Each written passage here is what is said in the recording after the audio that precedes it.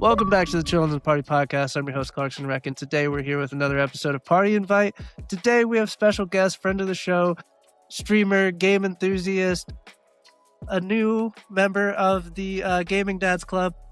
Shout out to XManFiles. Welcome. Thank you. Glad to be here. Happy to finally make it. Confetti and fireworks. It's been a while since I got to do that. It has been a little bit. Yeah. We took a break for a little bit. It doesn't seem like it because we had to get through the backlog of interviews. Ooh, Didn't boy. feel like it for you guys. Still confetti and fireworks for you, though. Absolutely. Appreciate it. Glad to have you here. Yeah. This glad one's to be long here. overdue. I'm glad we can make it happen, though. So my bad. I'm happy to be here though, man. That little pre-conversation we just had, I'm That was a gaming pod. Make it a free Yeah. gaming pod. You get Yeah. a free one. Jeez, yes. Man. That's what happens, man. When real people who can actually have conversations about games in depth get around each other, it's a vibe. It's a whole conversation. yeah, Absolutely. Just keeps it going, man. It was fun. A lot of fun. Man. Super, super fun. And that'll probably come out before this. So Cool. they've probably already seen it. Cool.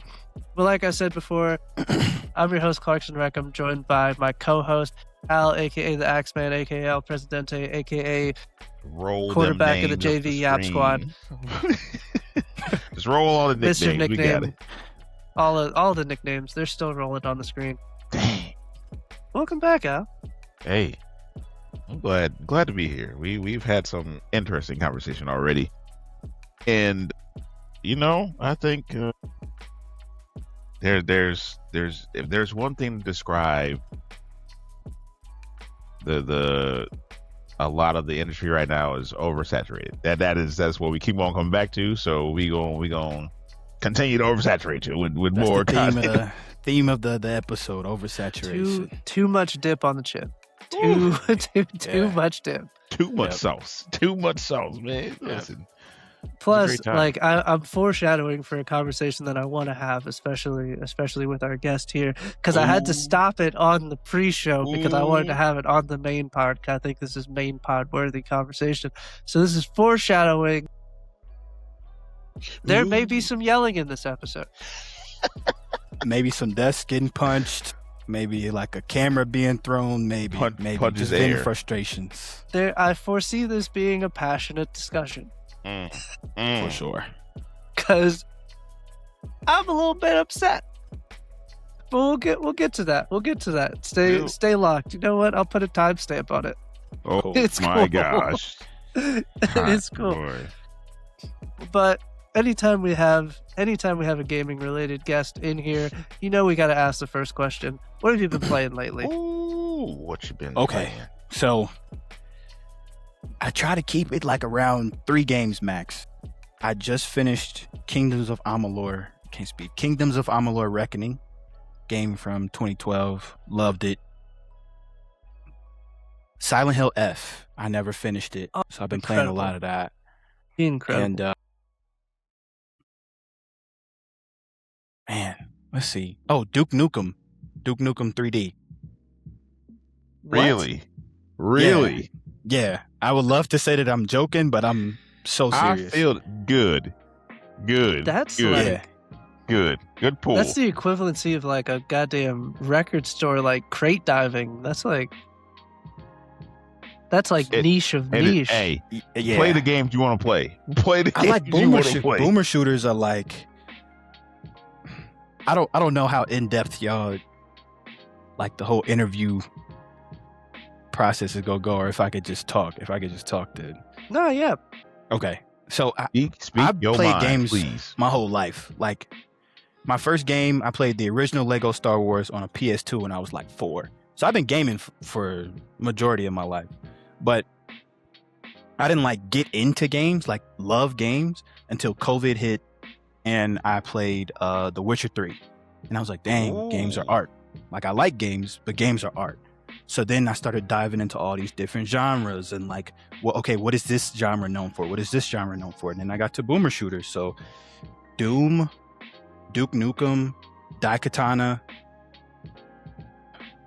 Quake, And Oh. so yeah, I make my rounds and yeah. It's interesting. What's it like going back now, and like with the hindsight and the context of how far games have come, to go back and kind of like dip into those cult classics and kind of like see where gaming was. What's that like? Oh man, I think about that a lot. I think it's just like the underlying, like the common denominator when I'm going back and playing these older games is like, I think the devs gave consumers more merit that they're good at video games and they're good at problem solving than games today do. Like there's always like the yellow paint debate, and that's like a thing. That's like a whole like conversation. Duke Nukem, I was just playing last night, and the second mission, I think you got to go into like a bar, and there's like a random cabinet that you got to open. It's like that's the key, but you won't know that unless you like shooting walls, trying to find breakable walls, pressing the interact button with like everything that looks like a door. Like you're doing all of the things to try and solve these problems. So like that's like the biggest takeaway. But also just like the stuff that they didn't care about. Like at one point you go to a bar and there's a stripper and like you give her the money and like she flashes you and she dances. If that was a thing today, bro, there would be all kind of like, we need to boycott this company and like this isn't. And it's like, maybe you might be right. Little Timmy, who just got his first PC in like 2000, should not be playing Duke Nukem. That's he should not.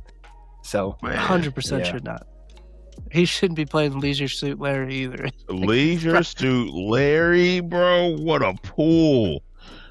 My gosh, yes, yeah, I'm with you. I know moms was probably mad once they found out Duke Nukem wasn't just about shooting people and that was it. Or maybe they were mad when they did find out. Who knows? Well, that's hot coffee in San Andreas. Like, it's always been there. We talked about. I didn't. Mm-hmm. That reference doesn't mean anything to me. Oh no! Wow. Yeah. No. I think this is just me that's being the one. objective. That's the one. You could go back and play San Andreas That's today the one. and still appreciate it for what it was. It was That's feature the heavy. one. The story was good. It's a GTA game, so it's long, but like that one developed a lot. I think that it was developed complete. a lot. Yeah. There were more features in San Andreas than in most GTAs. I think I'd be open to it now because earlier this year I played the first Mafia for the first time, and that like I was like, bro, this is like You speaking his language. You speaking his language. So like, I love Mafia. I gotta keep the Mafia only biased. GTA that had me hooked when I tried to play it was GTA 4. How similar is San Andreas to GTA 4? So GTA 4, you would be surprised because you have to go back. Okay. So like you'll get a downgrade in graphics, but you'll get an upgrade in story quality. Mm-hmm. You'll get an upgrade in features. Like they had the workout system. Like your character would change. Man. Like you can make CJ fat, or you can make him Gosh. skinny, or you can You go can to make the him buff, gym and yeah. make him buff. Yeah. Or you upgraded skills by doing them. So like you upgraded your biking skill by biking. They had triathlons on the stuff bench, like that just in the on game. the bench press. So it had like the Oblivion, like the more you do something, the better Yeah. you get. Like, and then they also had like custom vehicles, and like you could take your car to like the garage and get it customized. It had, you couldn't like. I think the only thing you couldn't know because you still bought houses. Yep. Yeah, you still bought houses in San Andreas, and like you just didn't customize them, but like you had houses, you had cars. There was like a relationship system that Okay. was like part of the campaign, but then there was another one that was outside of it where you could have girlfriends. Mhm. Again, it was one of the most feature-heavy GTA games ever made. And Like a I lot think a lot of San people make Andreas had more references. features. Yeah, I'll but move it up it's on my it's still list. reference. It's as one of those games that kind of I feel like defined a lot of what we have as games now. I think San Andreas is up there. So Yeah. and even with not playing a lot of GTA storyline, like main campaign, Mhm. San Andreas is up there. I give Okay. you that one. Yeah, I got that remaster collection. It was like $25 one time on Steam. So It's worth I'll it. move It's worth that a one up. pickup. Oh I'll yeah, move It's worth that one it. up. It's worth a pick up and play. Yeah. Okay. Yeah, I think that's like the gold standard for me for GTA, like single players. I San think Andreas. that one has it. Okay, so we went back Duke Nukem. Besides those, anything else? Yeah, Silent Hill F. And then like I said, I just finished Reckoning Kingdoms of Amalur, and I finished Xenoblade Chronicles X. Oh. Yeah. Okay. How far are you in Silent Hill F? I'm curious. I'm Because after I the beat that second. game like 3 times. Really? Okay. It's not that long. So I'm the second time you go to like the down under or whatever, and you talking to the after she pushes you down the stairs, and then you wake up, and then Okay. yeah. When you finish the game, come talk to me. I don't want to give spoilers. Okay. I don't want to give spoilers. I think mean- we're out of the spoiler embargoes, but I don't want to ruin the experience for you because that game, after you beat it the first time, you'll want to go back and play it a second. Is it like a story reason to replay it, or is it Yes. okay? Because I know Silent Hill 2 does, like, at least the new one confirms that theory that like you're in a loop. I don't want to. Is that a spoiler? It's not a Silent Hill 2 type thing. It's Okay. Nah, I gotta let you. I gotta let Easy, you ride go on ahead this and one. do it. Because I don't want to ruin it. I don't even want to put the idea in your head of like, because I've talked to people that haven't started it, and I've explained to them kind of like, when you're going into it, the game is really this. Without spoiling it, I'm like, just in the back of your mind, think about this. It'll make the ending a lot more impactful. But like, I know think what? there's Just something go to ahead, going go in ahead. blind. Now let me hit me. He said he want to know. Okay. Yeah. When you play through the game, the game itself, the story itself, and this is not really a spoiler. There's a lot of analogies in the game for the main character. There's elements of it being a social commentary. Yes. Is that what you? Because I've picked There's up a some lot of of that. There's a Yeah. lot of social commentary, but a lot of the social commentary is about the main character and her growth of going from girl to woman. Okay. Cool. Yeah. So I'll leave that there. I'll leave that there. Okay. Yeah, I'll hit you up when I finish that for sure.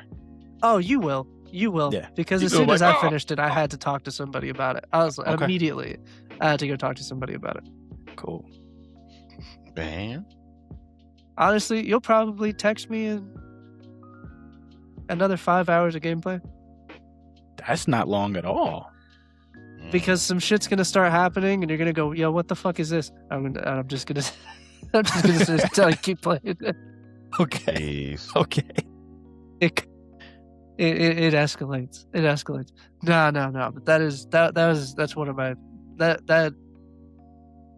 that game could make it into like my favorite horror games just off of premise alone. Okay. That's a lot. That's a lot of Mm. horror games, man. It's a lot of horror games out there. Top 5 is That is Top Clark 5 is story for a horror game. If Okay. you didn't know, he loves horror things. He likes scary. I am a horror things. aficionado. Yeah. That is his. So his, you've his played bag. Eternal Darkness. No. That's GameCube. Wait a minute. Why does that sound so No. familiar? No, I haven't. Did you play? I'm not trying to put you. I'm just. No. Yeah, I yeah. get it. Oh, Go the ahead. survival game. Yes. Yeah. Yes. Where you had to like Okay. control their sanity and like Oh. Yep. No, but I played like Amnesia. Amnesia's good, and like Observer, and I played Observer. there was I've- one that came out last year where you're like on a tanker in the middle of the ocean. I can't remember the name of that game. Absolutely not. I know the one you're talking about because that's like one of Absolutely those. not. That was like one of those indie ones because it was on Game Pass. I think I tried it. I don't think I Still Wakes finished the it. Deep. That was the name Yeah, of that Still game. Wakes the Deep. Yep. Yeah, I played those. I also played.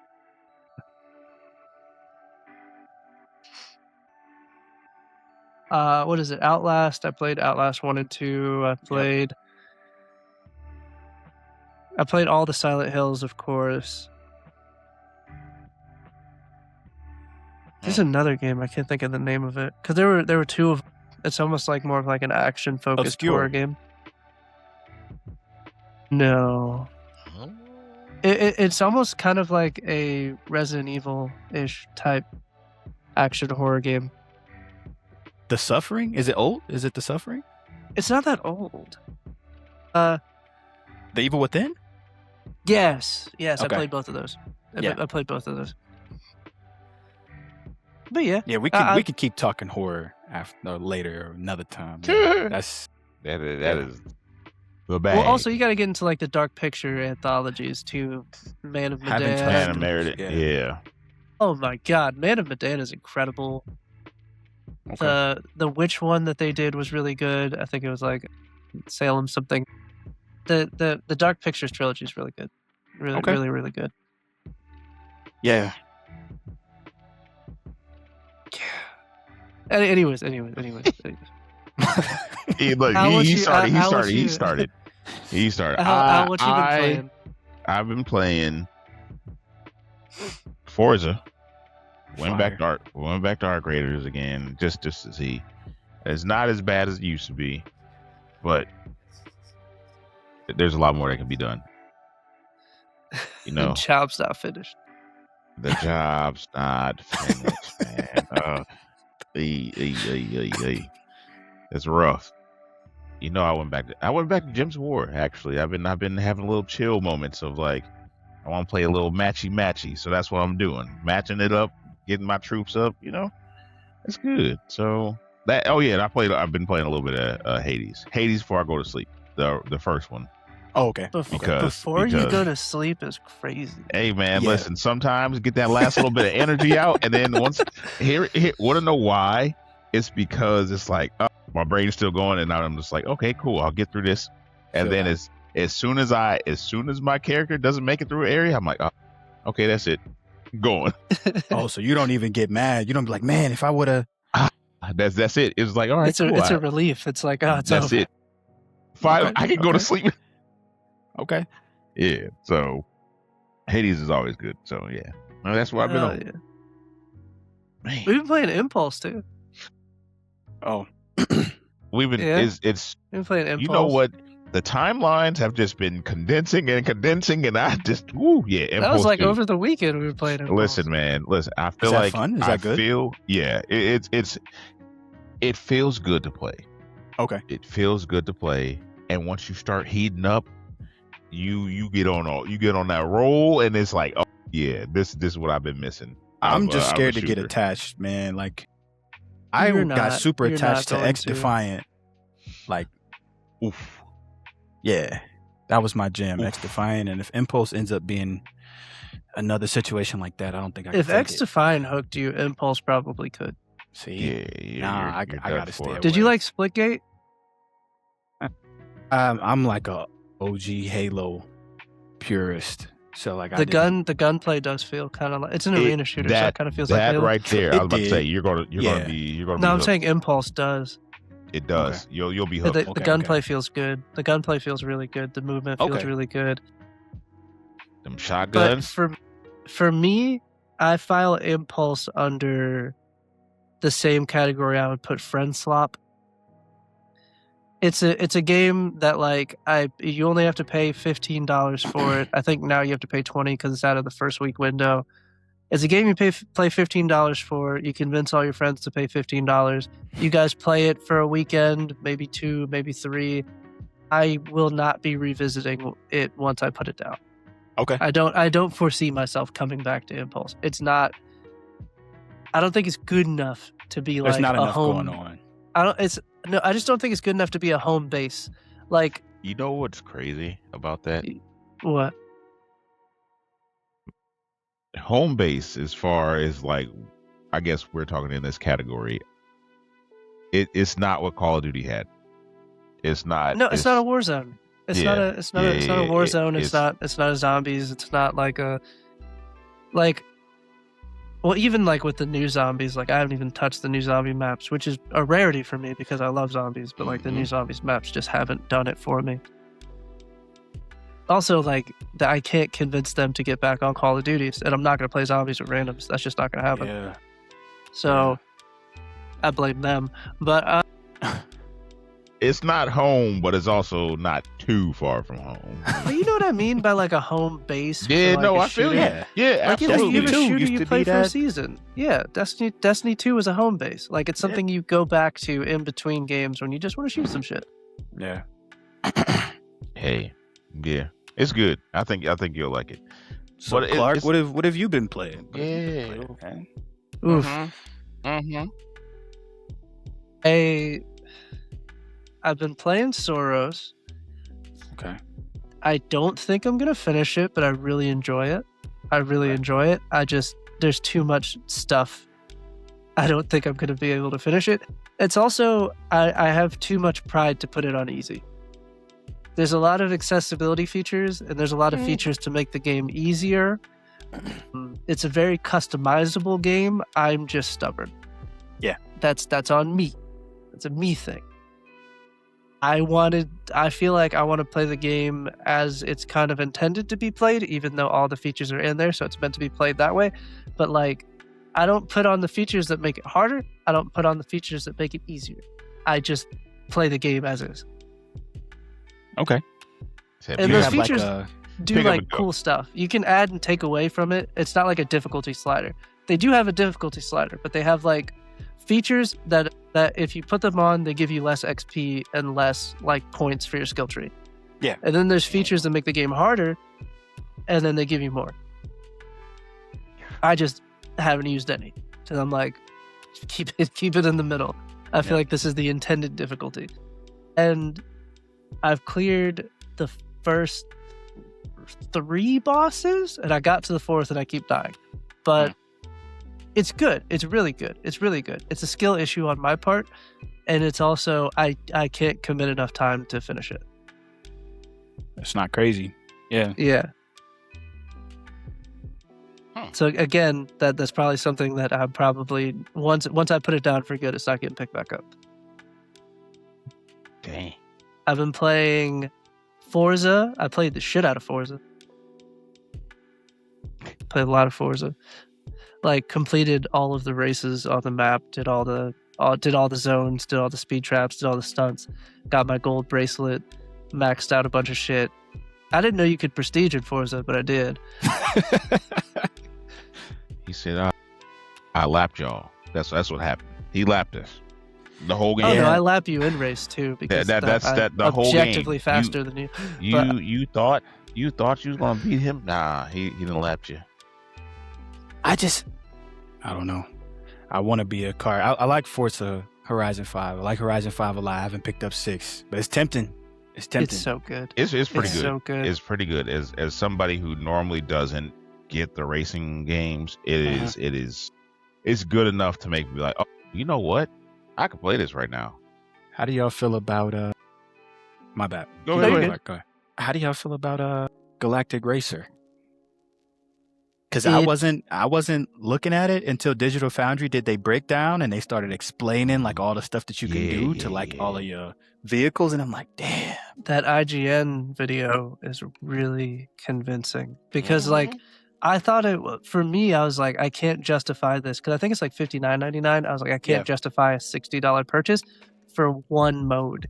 But then they Yeah. explained that it's a roguelike and there's also a story and Yep. there's also like moments where you can get out of the car and walk around and there's customization and all this other shit. And I was just like, Mm-hmm. it's starting to look like $60. Yeah. It's starting to- I remember like when we first were able to do like pod racing and whatnot with Star Wars. I was like, yeah, I this might be one of the games that I'm like, I don't know. And then it happens, and I'm like, yeah, I'm gonna do this. I'm gonna go ahead. Well, I also love Burnout, and it's made Yeah. by Burnout in like space. it's Burnout in space. It looks really fucking good.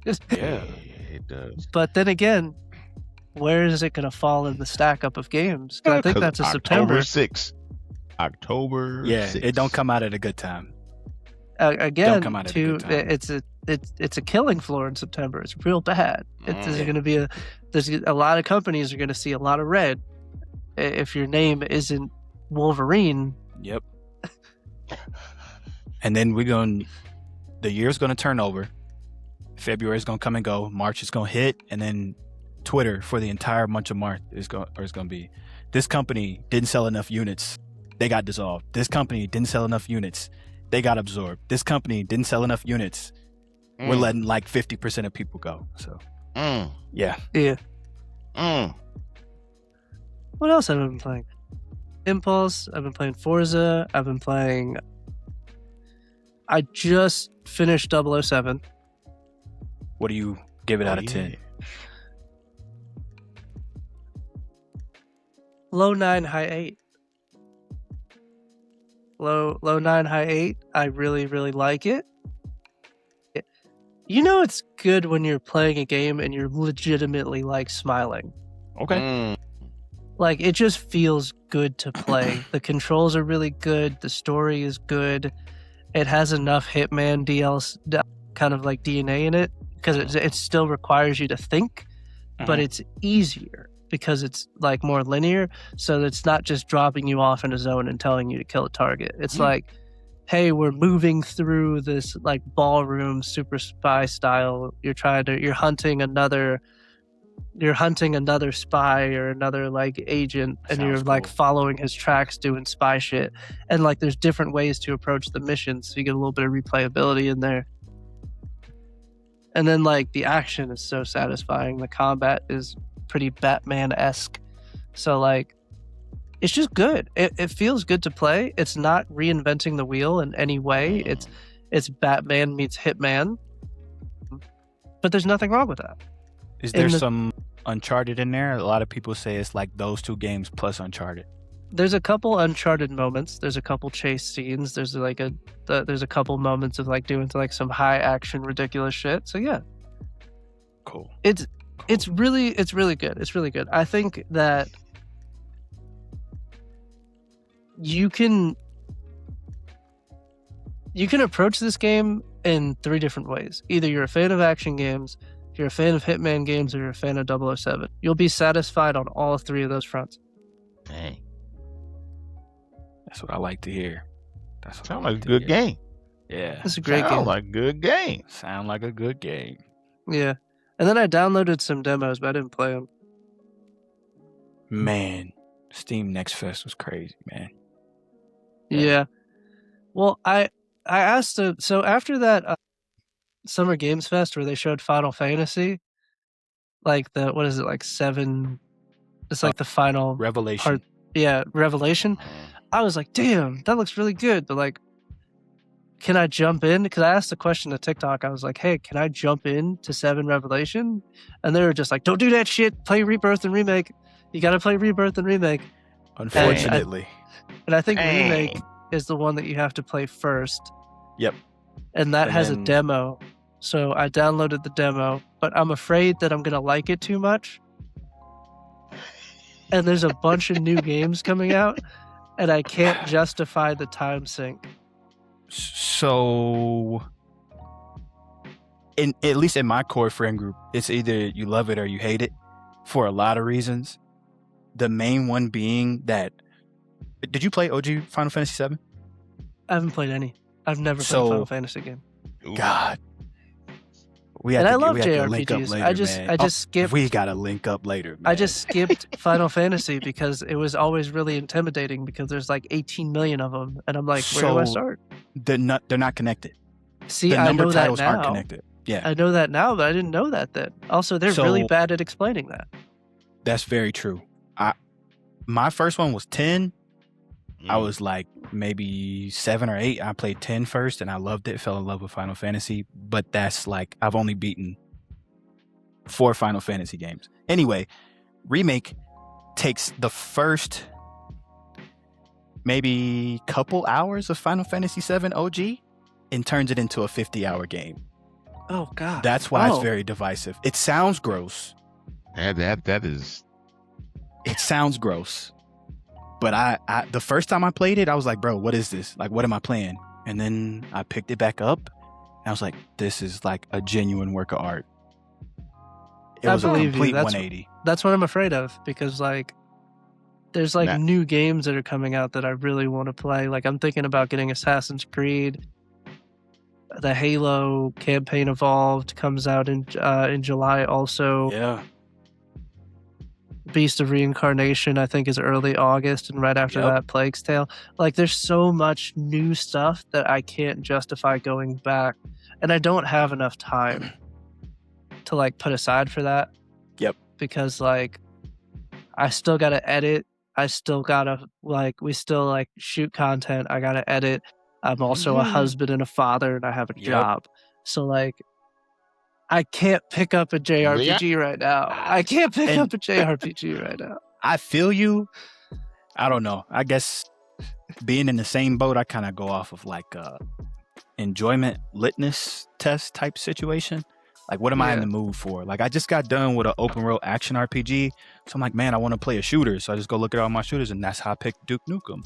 But like, as a JRPG fan, I do know how, because you know it's a 40+ hour endeavor, regardless of how you approach it. Yes. There's no way of getting over that. So, but the problem is that I'm also a fucking bird. I want to play the new shit. All right, I'll admit it. I want to play the new shit, and like that's the problem. Is that like I want to go back to some of the older games or some of the games that like I've put on the back burner.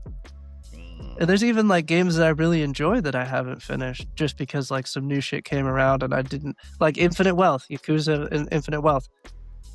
I have so many hours in that game because I played it like a JRPG. I engaged in all the systems. I did a bunch of side missions, and then I put it down, and I'm so intimidated to pick it back up because I'm like, I'm halfway through it. I feel you.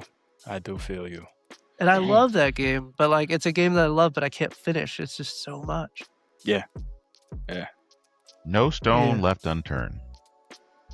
Which is a blessing and a curse. It 100% is, because that is how I play most of my games.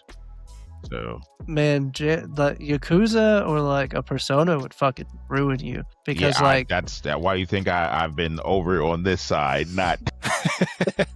The problem with Yakuza is that the side content could be its own fucking game. Hey man, it's really good. I am of the gamer type that is like, I have side missions I can do before I do main mission. I'm doing all of these. I'm doing. So that being said, how many games do y'all think y'all beaten this year? Oh, I can answer that. Beaten this year? Yeah.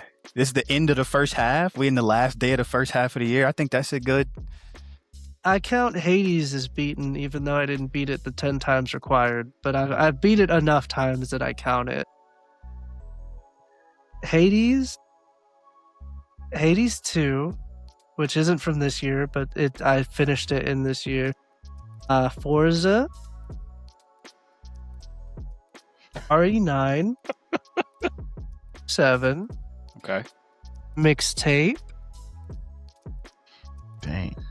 I gotta go back through my achievements. Yep, that is. Cause I can tell you there's a bunch of shit that I haven't finished. There's a lot of games I haven't finished, but Pragmata, I beat Pragmata. Okay. I didn't finish High on Life 2. I didn't finish Assassin's Creed Shadows from last year. I think I finished Outer Worlds 2 this year. Yeah. I finished it early this year. That was definitely this year. I finished it in January. So Outer Worlds 2, but that was a carryover from the prior year. If you beat it this year, that's this year for sure. Okay, yeah. So Outer Worlds 2, Pragmata, Hades 2, Mixtape, 007, RE9. Okay. Yeah, okay. You got me. You got me. You got me. How many? No, I don't. I haven't. Hades. Hades again. Hades is a. I'm gonna beat this. The rest of I don't think there's a. It's not really a end game arc raiders. I prestige. I did the expedition if that counts, but Call it. You yeah. don't- Yeah. You don't really roll credits in Forza. Because you don't roll end credits in Forza. So But I there's count like a beating. main festival. Yeah. So that's when you get your gold badge. The main festival is over. So once you get your gold wristband, I count that as beating Forza. you said that's Yeah. it. That's it. That's all. Not like you don't have to 100% it, cause like I did, but like you. Yeah. I got Hades. Hades is where I'm at because I'm curious I've of how- been jumping. I jump. I jump, and then it's like, all right, hey, here's Arc Raiders, and I was stuck on Arc Raiders for the longest, and I kept on saying, I'm stuck. I am stuck, and I'm hooked, and I'm not leaving. Then everybody's like, hey, come on, play some Forza. And I'm like, all right, come on, Forza. That And was we me. race. we race, and I'm just like, hey, this is good. And then I was like, wait a minute, Arc Raiders. Call me right back. Hey, They got me. I think everybody has that time period. For, Yeah. What's your list? I'm curious because of games that I finished? Mhm. yes, this year. Let me Because look that at list mine. is probably way longer than mine. Unfortunately, you might be right. He said, unfortunately. Okay, let's go to 26. Okay. Signalis, Sulaco Chapter 1, Mafia, Metal Eden, Trails to Azure, Chronos the New Dawn, Deadly Premonition, Little Nightmares 1 and 2, Jeez. Crystal Theater of Idols, 40K Bolt Gun, Dragon Quest 7, Blasphemous, Resident Evil 9, Dead Space 3, Cyberpunk 2077, Call of Juarez, Hound Life 2, Star Wars Dark Forces. Man, that was fun. This year? Yeah. This was all before Holy- I had my son. This was before I had my okay, son. so yeah. Pokemon Brilliant Diamond, Assassin's Creed Valhalla, Gears of War Boy. Reloaded, Back for Blood, Mario versus Rabbids Kingdom Battle, Starship Troopers, Xenoblade Chronicles X, and then Kingdoms of Amalur.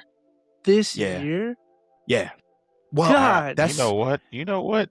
I feel like I need to go. nah, dude. Yeah. I'm not one of those people who like, oh, if you don't Woo. beat your games, you're not a game. Hell no, bro. So you Experience the rolled game. credits on all these. Yes, That's Okay. because wild, where other bro. people have like, I'm a movie guy, bro. Like up until my son was born, I had A-list, I had AMC A-list. I would go see those 3, now 4 movies every week. Yeah. Since he's here, I've just decided that video games, that's my Okay. thing. So I don't really watch shows. I don't really watch too many movies anymore. Mm. I have a See. lot of books. I haven't read a lot of books. It's just the game, really. Yeah, I've Whenever been I'm heavy not- in my show bag. I've been in my shows. It's watching a lot of Dragon- good show, man. You watching Dragon Tales? House of Dragons. House of Okay, Dragons. okay. I was like, Come on. Don't leave me hanging here. House of Dragons. The new season crazy. Oh New my season's fucking- gosh! Listen, I had to catch up on all my. You know where I'm at. You know what I'm watching because I'm telling everybody like, I'm so Hey, sad. hey, I'm so sad hey. that Wisteria ended. I'm so sad.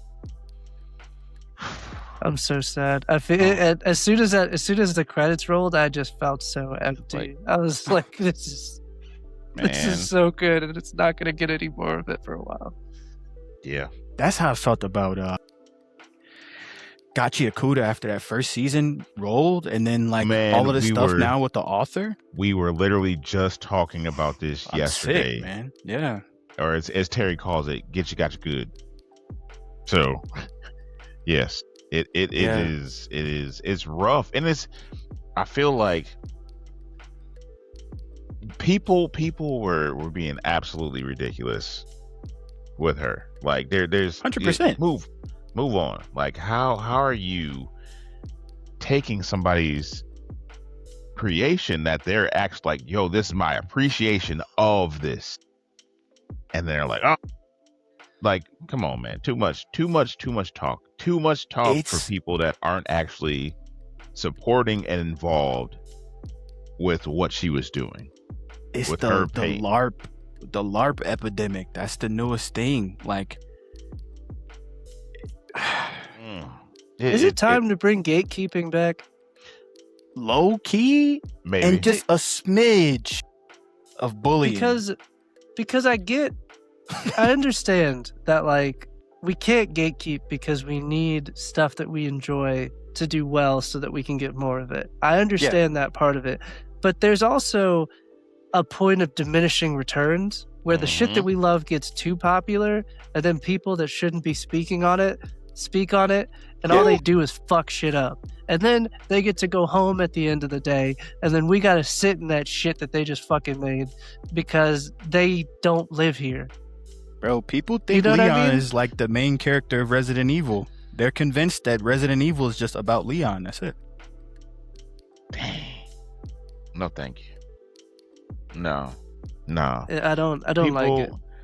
You can have opinions, but you can also appreciate somebody's work because you're not out there doing it. You're not making it. You're not having thousands of people watching your stuff. So also, like, on some real shit, I hate to say it, America's not the center of the fucking universe at all. It's not. It's not. Man. She ain't from here.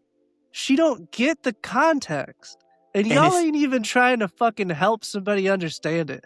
And it's not like they were like, oh, like she said some like off-candor shit. Like, did you forget she ain't from here? I'm not saying from here. I'm not saying that we just give people free range to just fucking do whatever. But like, step one should be inform person of where they fucked up. This is a learning experience. Yep. All right? And that's completely fine. If this was an American doing some shit like this, I'd be like, hey, you probably know better. There's an undertone there because they live here, so they interact with. Yeah. But like, at the same time, like, this is also somebody who has depicted black people so goddamn respectfully in the anime. I give you the benefit cool of the doubt. Super cool. When the leader of the fucking I already forgot what they call it. The cleaners. When the leader of the cleaners came out, and it was a black dude, I was like, "What?" Like, wait a minute. Don't get me wrong. Blackity black, like not even like questionable. I did black. one of these. Exactly. Not even like Dragon Ball Z Mr. Popo, like objectively, like that character's just black, not African American, just black. Yep.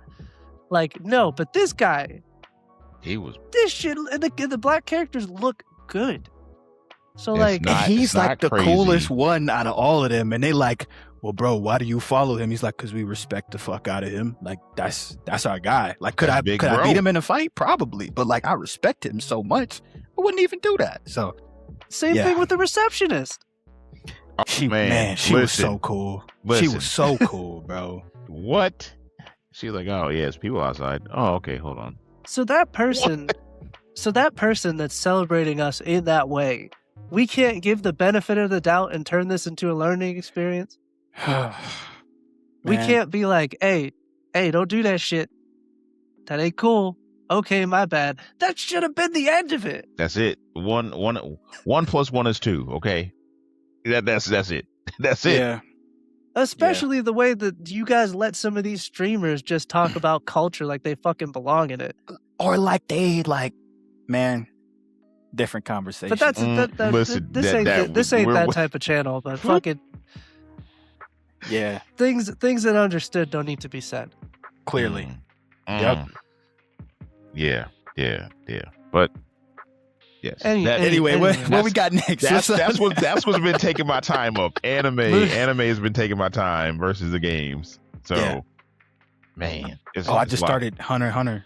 Just that's like the cherry on the top. Oh wow, that's an interesting one to start now. Why is that? Because like a lot of people, that's in like their big three, but like Yeah. it's one of those things where it's like it's already over. So now you're watching it like that would be like I equate that to like going back and starting like Yu Yu Hakusho. I haven't Mm. watched it. Whoa. Oh. You should watch it. You should watch Brother. it. So that's in my anime journey. Like I just watched Fullmetal Alchemist Brotherhood like 2 years ago. That's in my You're top not three. you're not the only one. A lot of people watched Full Metal Alchemist recently. Okay. Mhm. Well, There's like a community of people that are rediscovering it. Just like people on TikTok rediscover Detroit Become Human every 6 months. yeah. Man, every 6 months is right. I They're just Like, like, I have you don't- guys heard of this game, Detroit Become Human? I'm like, yeah. Where What? you I don't been? engage with like the online like pockets. Like I just binge watched My Hero from start to finish last October. So I finished it with everybody else. Like when Oh, everybody what else a finished it. What a great.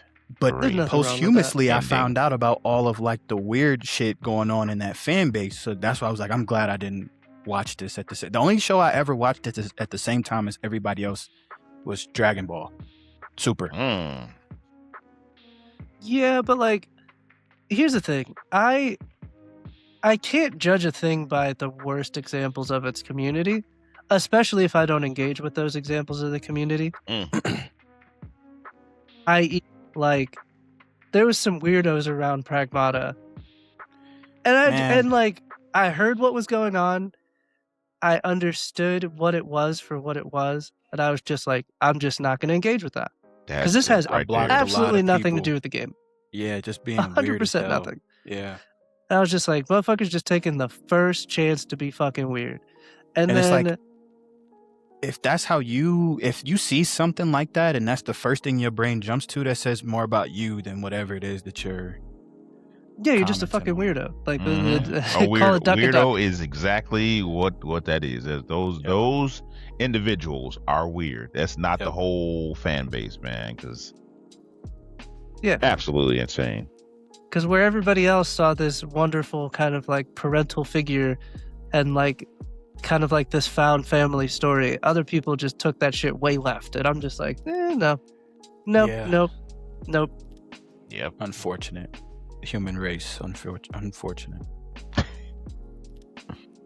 Yes. Yeah, Very again, much so. perfect example of why gatekeeping And a little bit of and bullying. just a pepper. a little a pet- smidget. We don't have to call it bullying. We can just bring shame back. Make a motherfucker ashamed of their actions. True. Can we bring that shit back? True. You should feel bad when you say some stupid shit. Yeah, Mm. for sure. For sure. I think another word for that is accountability. But Yeah, but you got That's so too many many people syllables. creating caveats for. Well, you gotta see motherfuckers it is from this dumb. perspective or this perspective. And it's like, man, No, I don't. yeah, Right, I don't, right. I don't want to live on your side. I don't Right. want to see things your way. No, thank you. I sure don't. I Right. surely You don't. I sure don't. You got Sometimes weird grass Sometimes it on just that needs to side. be one objective truth, and everybody needs to acknowledge that. Exactly. Yeah. Exactly. Yeah. I agree. Couldn't agree more. But yeah. Sometimes, because Mindful had a really good point. Because in the trailer for the new Stellar Blade, when they showed that, I was like, damn, that's a cool ass trailer. And then like I saw the character and I was like, man, that character throwing fucking hands. She going crazy with those like mech boxing gloves things. And Yeah. that's all my brain went to. That's all my brain went to. Everybody. But also, like, that's just what the way my brain's conditioned to see. I see cool action game. I go on the internet and then people are like, there's like two camps. And then Mindful broke this down for me because I didn't get it. But he made a video pretty much saying like, that new Stellar Blade character looks young. And she's also in something weirdly skin tight with jiggle physics. That's kind of weird. And I was like, that's valid. That's valid. I don't look at my video game characters like that, so I didn't notice it the see first time. Yeah. But like, now that you've put it that way, that is kind of weird. Why they make her look that young? And then there were Very so true. many people that wanted to attack him.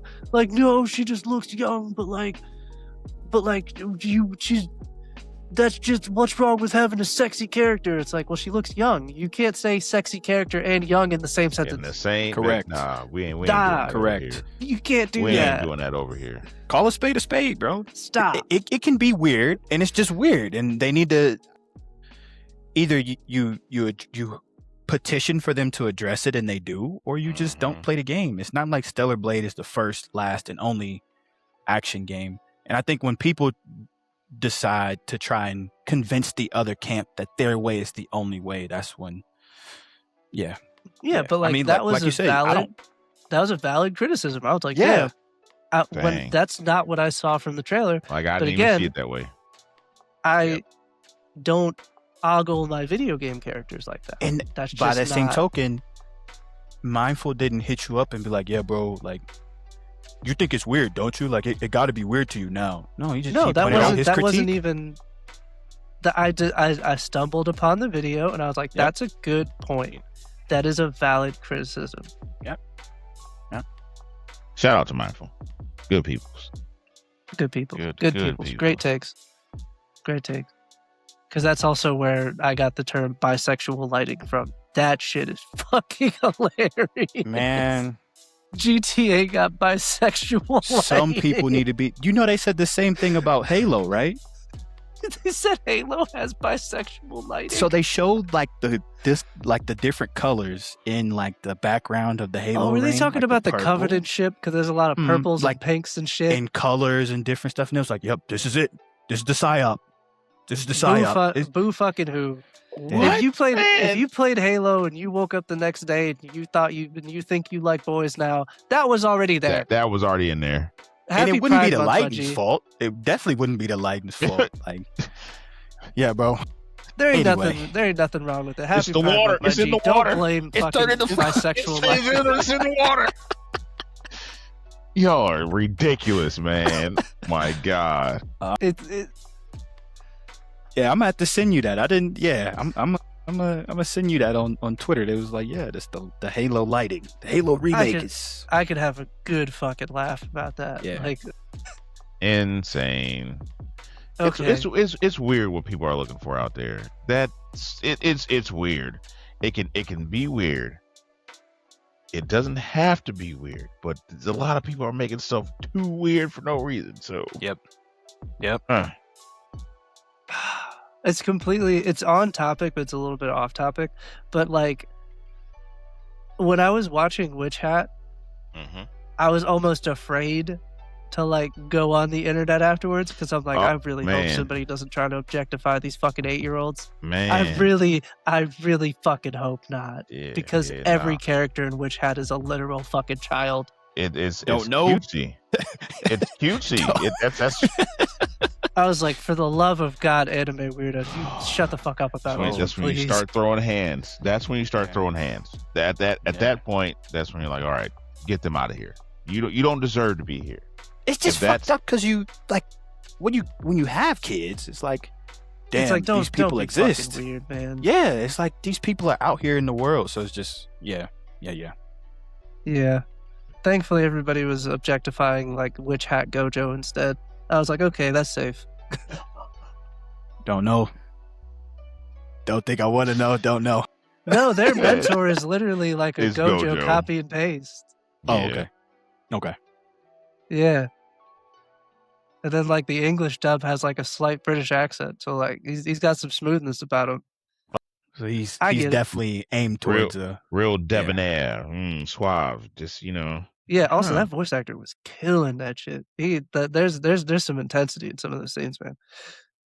dang. But I feel like we've brought everything up to a real nice high. Everybody's laughing, joking somewhat. Let's just go ahead and Man. just get real fucking angry all at once. You ready? Let's do Crash it. out, Clark. Let's go. Let's do it. Okay. We are going to talk about Sony and we're going to talk about Destiny. And before anybody that is a fan, like a really big Sony pony, gets up in arms, I have nothing nice to say for the next 30 to 45 minutes. A nice word about Sony is not going to leave my mouth for the next 30 to 45 minutes. If any of that is just fucking unagreeable with you, find the timestamp and slide that bitch for 30 to 45 minutes. Because it's going to get bad. Yeah. But if you're here for negativity, you found it. You here for the crash out? Yeah. Go ahead. Okay, you've been warned. Okay, You've what been the warned. fuck are they doing? What is Sony doing? What is They the game plan have- of Sony right now? Like 6 like crackheads in like a corporate office, and they're all competing to see how many bad ideas they can get approved one at a time. The first guy was the guy who like fired Blue Point. That was the first guy. Mhm. The second guy was like the guy who did the Bungie cuts and then like shut down Destiny. And then this third guy was the one who put out the decision to say that they're going to keep making live service games. He was like, I'm going to make it seem like it's your fault. That was him. That was the last guy. So, Mhm. but on a serious note, they smelling their own shit. It's that simple. They feel like they don't have enough competition, and they're like, okay, fuck y'all. We know we don't have enough competition, so we just gonna do whatever. I couldn't agree more. This is what happens when you let one company get way too far ahead of all the other ones. Yep. Yeah. They don't feel like they have to work for your dollar anymore. They already have it. Ooh. And as much as everybody likes to kick Xbox while they're down, Xbox has tried and tried and tried to be more consumer friendly and more like easily approachable and give you more ways to enter the ecosystem than Sony has, period. And for every one of Xbox's shortcomings, of which there are many, and recently a whole lot, Mm. because they did just lay off a bunch of people. A lot. But on the of other people. side of the fucking fence, what they did to my boy, my darling boy, what they did to Destiny is unfucking excusable. Man, let's not even, because Mhm. like I said before, it's like, how do y'all do that and then turn around and be like, well, we still think live service is you had like, I don't even know how to explain it. Like that was it. Like Destiny is, don't get me wrong, there's some other ones. There's Warframe, there's Path of Exiles. There's the other one from the Korean studio. I forgot the name of that game. But Destiny was like, Where Winds Meet. no. First Descendant. For that's not dead. No, surprisingly. I thought like I could have swore. Dang. It was just, so if y'all don't go with Destiny, if y'all shutting down Destiny long term, what is the response? Because it's definitely not Marathon. I like Marathon, but the So- wider majority don't. There's two big things to blame for Destiny failing. Bungie and Sony. Yeah. I believe heavily that Bungie and Sony are to blame. Bungie, just a poor allocation of resources. It's really what it boils down to. You really thought that you could fucking walk and chew bubblegum at the same time, and then you choked and fucking died. Like, on some real shit, y'all was barely keeping Destiny together. The fact that you thought that you could kill the Witness and then give us this grand conclusion to the Light and Dark saga, tease the winnower, and then just be like, yeah, but we'll get to that when we get to that. Here's a story about the 9. But then we didn't even get there right away because they did 3 seasons that were elongated through the episodes. Episodes was like the dumbest thing, bro. It was poor management. It was poor management. They thought that Destiny was this monolith, something that was always going to be there. And even I thought that. I thought that Destiny is just something that's always going to be there. So Yeah. I was like, okay, they're fucking up now, but they'll figure it out eventually. That was me being naive because I was just like, well, it's always going to exist. They'll figure it out, at least until they make a Destiny 3. That was on me. But like, Mm. I'm not a fucking studio head. What makes you think that as a studio head you can do that shit? Too much power went to their head. What makes you think it's a good idea to split your community that heavily? I'm trying to think of like an answer, but genuinely,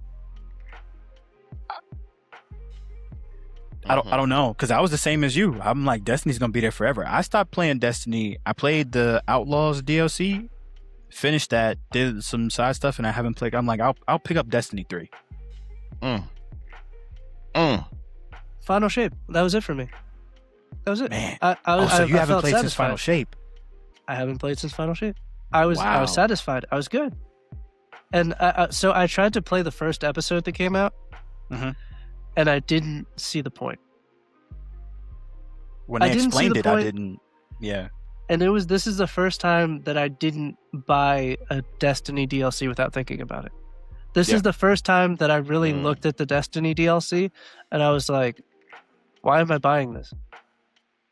Because like it wasn't connected to like a greater story. They were probably going to connect it later, but I didn't see the point because it wasn't a new saga. It was this in-between thing. Yeah. And that's the same thing with the Star Wars. I was like, I don't really care about... I was like, I'm not the biggest Star Wars fan. And like, this just doesn't do anything for me. Like, so how did you...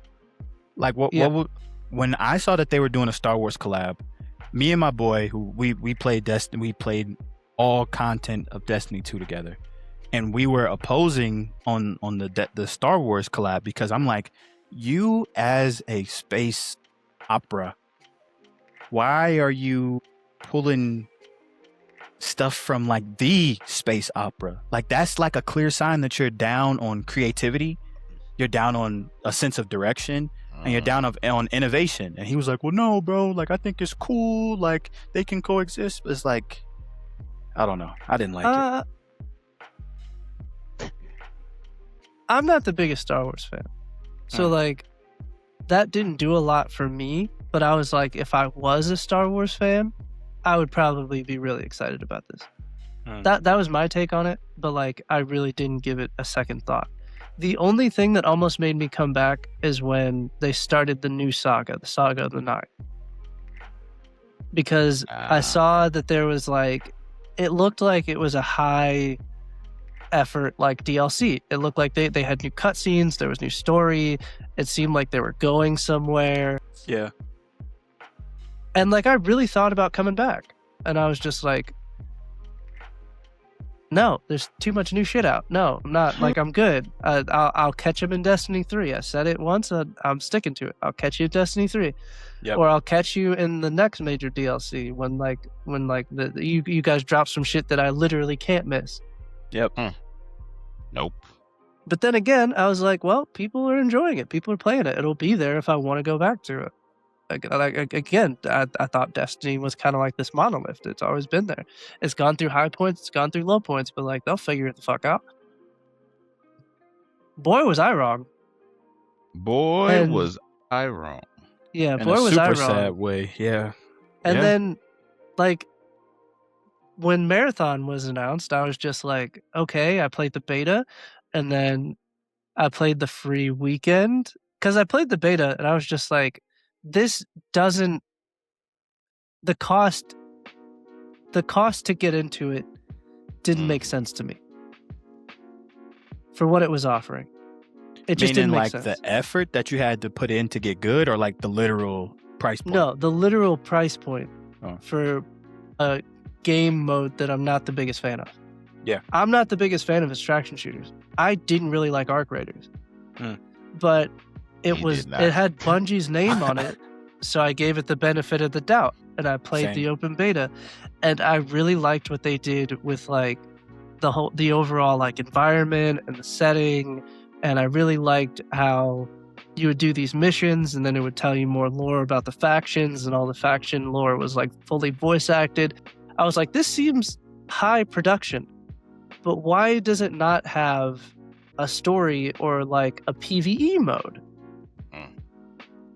This is Bungie we're talking about. They make Destiny. Why Did y'all why play is there OG no Destiny in this? Marathon? Like old No, I didn't. Marathon? Mm-mm. It's a single player FPS. Yeah. Yeah. Oh, I saw all the stuff. That's for what it. I've heard. Oh, okay. That's Yeah, that's what I've heard.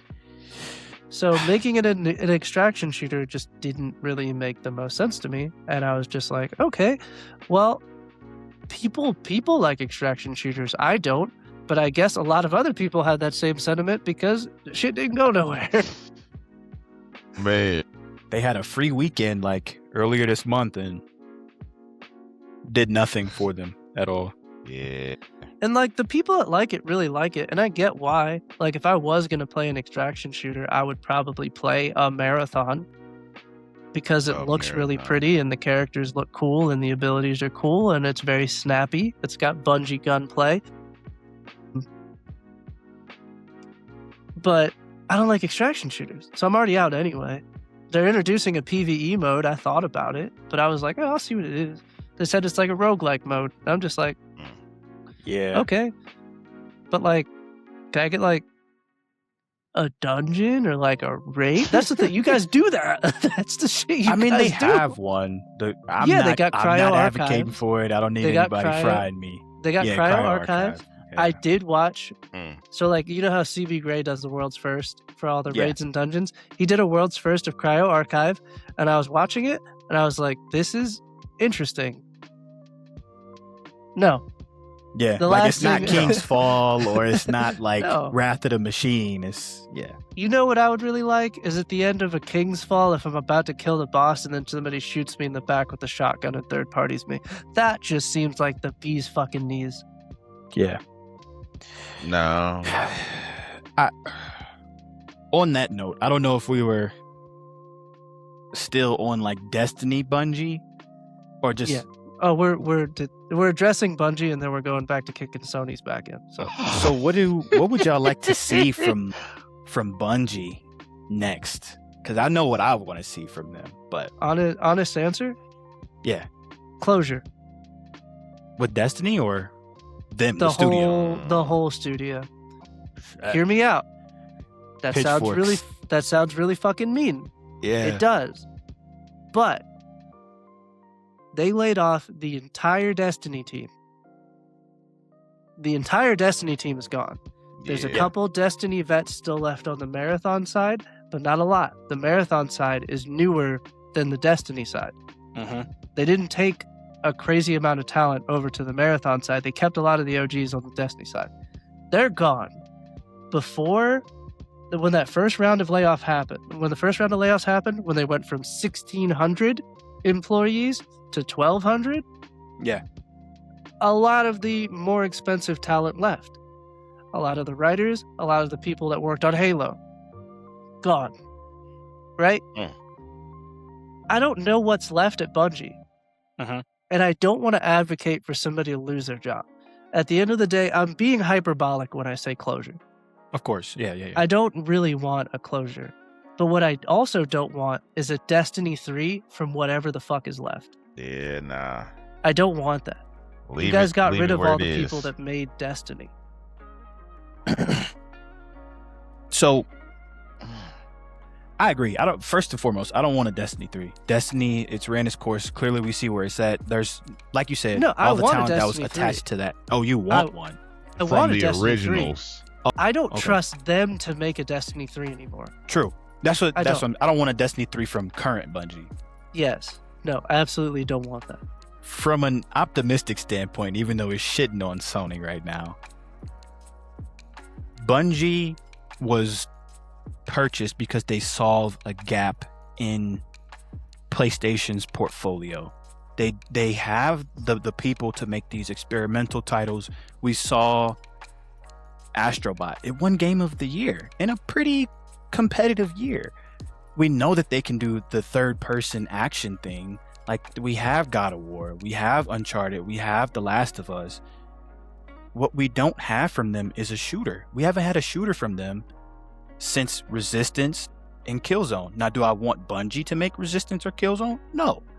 I want them to make something, and I want it to be an exclusive. And I want it to be high profile, all the stuff that they've learned from Halo, Destiny, now Marathon.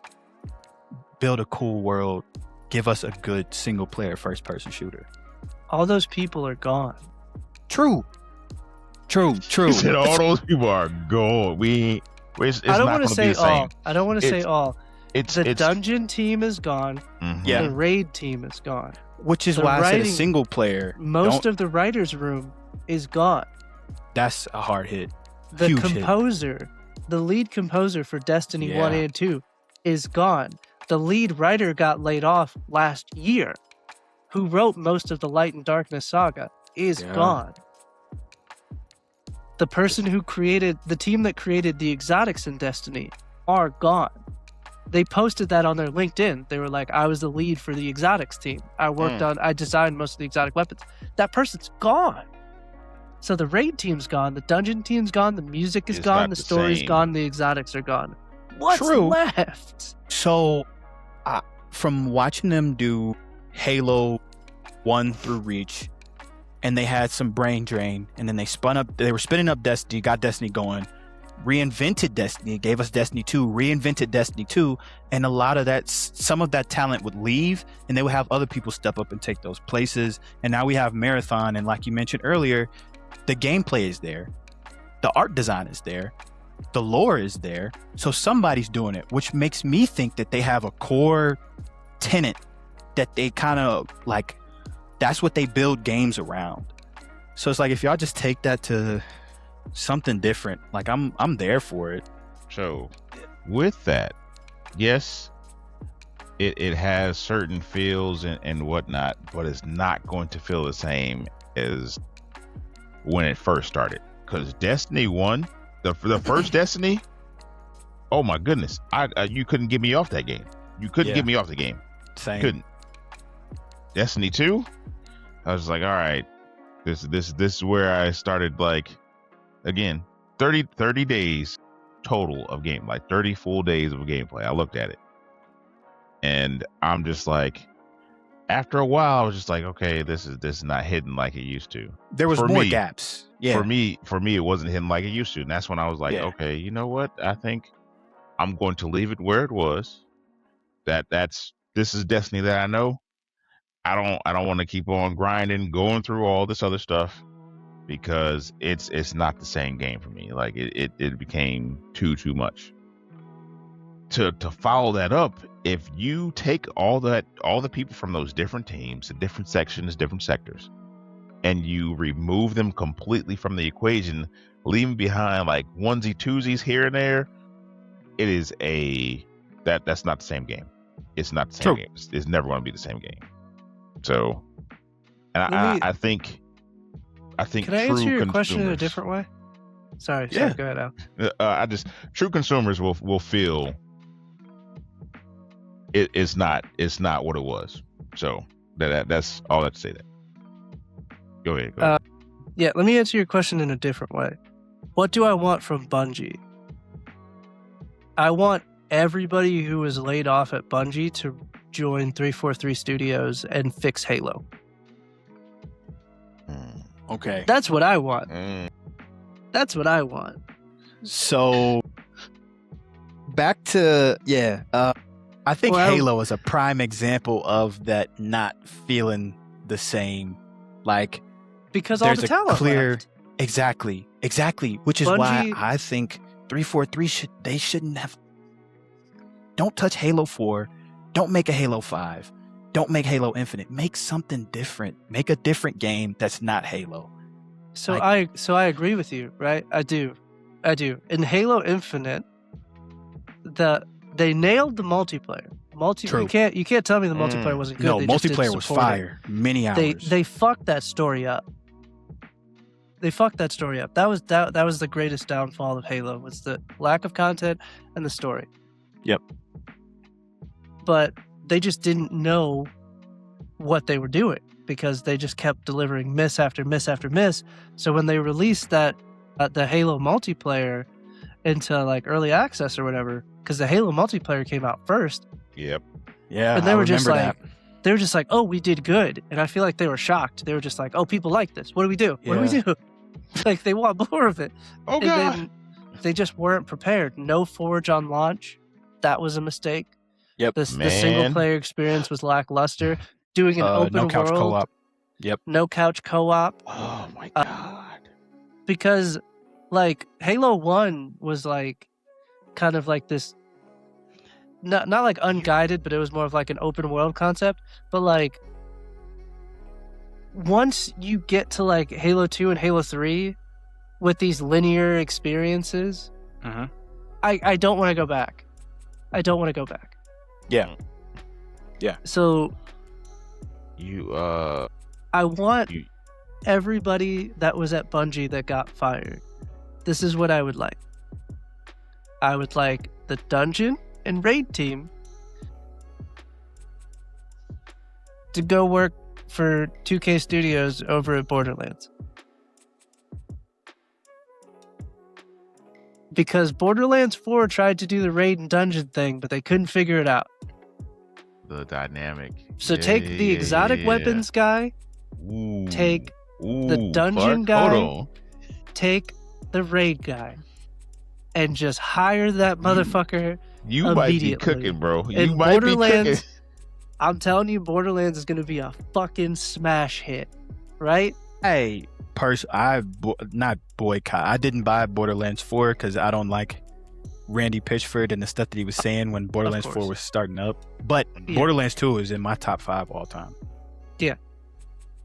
Yeah, it definitely lost its identity over the last few years, and you can tell that the people who made Borderlands 4 were Destiny fans. It had a lot of Destiny DNA. From what I saw, because I didn't play it, they definitely wanted to like move. No, from more what in I that played. direction. Because I played well, it. Yeah, It yeah. had a lot of Destiny DNA. DNA. Man, you almost So take it's on those. sale right now. Go ahead. Now what does that leave? What does that leave? What the The writers, narrative story? team. Oh, yeah. Mm-hmm. The whole narrative team needs to go and fix that goddamn Halo campaign. But how? Like, we have Halo 5. They were setting up some stuff, a huge gap. Like, there's no way the core audience of Halo played Halo Wars 2, but that's the prequel to Halo Infinite. And then we saw where Infinite ended, so it's like, what does that look like? I got a I'll random, give you. random. Go, You know what they should do? Retcon it? No. Okay. Give me a Reach prequel. So You get your 4-player co-op. God damn it, I'm I was in. going to say, literally the random thing is, how would y'all feel about that couch co-op being remade by that original team? Like you said, you take that team, move them over there, make that prequel, give it the feels of what we had originally. But or give now me Silver Team. Or Red Team? Onyx team, like there's so many stories in which they can go that route. Yeah. But and I truly feel COVID was a perfect time for them to start making couch co-ops happen again, because people were home. That was a time to reinvest in that. Like, boom, we could do this, and then you could still get online, It takes do two. whatever. It's they all the potential is there. Why are they not executing on that level? And then Mhm. so I think the Sandbox team also got laid off. If you want an open world, Have take them the do it. Sandbox team and the narrative team. Now everybody's got jobs again. Boy. I think Maybe I've solved world hunger. I could be tripping, but what if they just pumped out like a Halo game where like you make your own Spartan? And am I tripping? Am I going too far? No, No, you're they not. could do that. No, They you're could not. do that. They absolutely And then, could. Yeah. And y'all do missions and stuff, kind of like Space Marines. That mode, that online mode. Like you have operations and stuff. I know that they did something like that in Halo 4, but like there's like a So- story reason for it. I feel like we're all in agreement here that like all of I'm more excited. I don't want to say excited. In a perfect world, everybody that got released from Bungie goes and fixes studios that have broken shit. Yeah. That, you're but broken here. we don't live in a perfect world. I don't know if Borderlands is gonna scoop up the team that made the Dungeons and Raids, but I swear if there's any chance of anybody hearing me that can make any moves at all, do that. How is Borderlands 4 doing? Like monetary, like did it sell well? Is it afloat? Are they like? As what is far as that I looking know, like? mid as hell. Yeah. Because I bought it, I played it, I didn't finish it. The consensus is a lot of people didn't finish it, and all of the, so like it's sitting on PlayStation 3.9 out of 5, Steam 6 out of 10, Xbox 3.4 out of 5. So it's middling, which is even worse than a flop And because aren't they nobody cares Embracer about Group? the middle. I don't know. Because if they're Embracer Group, I don't think they're doing too hot either. Or did they go Embracer Group and then back to 2K? This one was 2K. Okay. So Borderlands sold 2.5 million. So they got back 150 million in revenue across all platforms.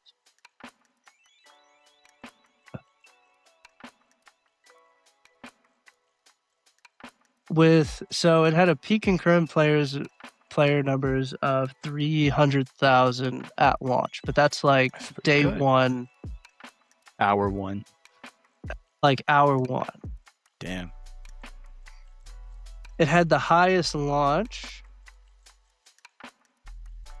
Probably in series history.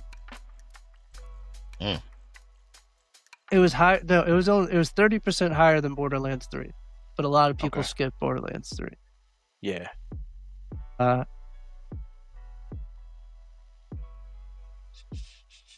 So it had a budget of 200 million, and they're only projected 150. So it didn't break even. It's that COVID-flation right there, man. Mhm. It's that COVID-flation.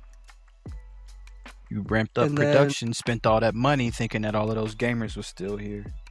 I hate to be a SteamDB watcher, but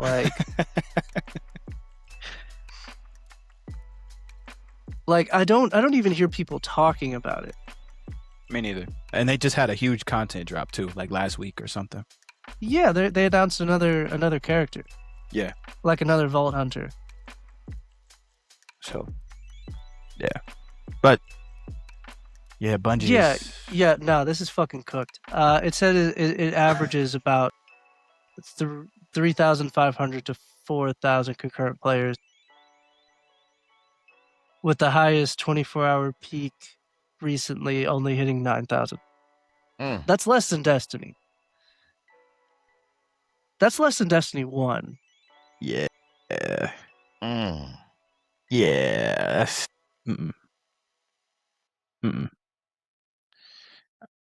Either it's going to be 8 years before we get a Borderlands 5, or they about to remake Borderlands 1 and 2, or Borderlands is just dead as a franchise. They dropped a mobile game out of nowhere. That's how you know it's bad. Hey. Damn, What Destiny did the you- same thing. Nah, that 10-cent mobile game's cooking a little bit. I didn't play it, but I heard good things. I have heard good about the mobile, but Yeah, no, I feel like if I was at 343 Studios, I would be poaching talent. If I was Yeah. at 2K Studios or Borderlands Gearbox, if I was at Gearbox, I'd be poaching talent. If I worked at Warframe, I'd be poaching talent. If I was even thinking about making a fucking live service game, I'd probably be poaching talent. If I was just thinking about making a shooter in general, I'd be poaching talent. you should. The foundation is already there. Yep. If the foundation is already there, why are you reinventing the wheel? It doesn't make Institutional any knowledge sense. from a whole different planet, bro. And That brings me back to the main topic of discussion is that wasn't entirely their decision. That was also True. a Sony decision. Sony looked at Marathon and Destiny and said, kill that one. That was the choice that they made. Which is crazy because they've released and killed a bunch of games.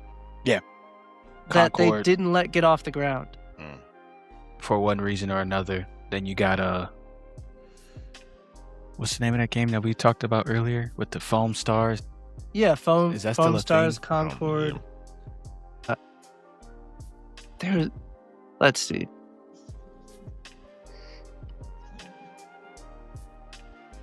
Regardless of what that list is, it's just been PlayStation should change their name to like Mismanagement Studios. Like that's like everybody thinks Xbox has it bad, Nah, man. but you go look at like what Sony has released under the PlayStation 5 banner, like exclusively PlayStation 5.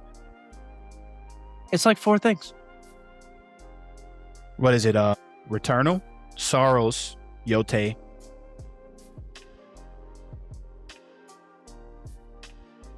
Astrobot, Yeah, Demon Astrobot. Souls.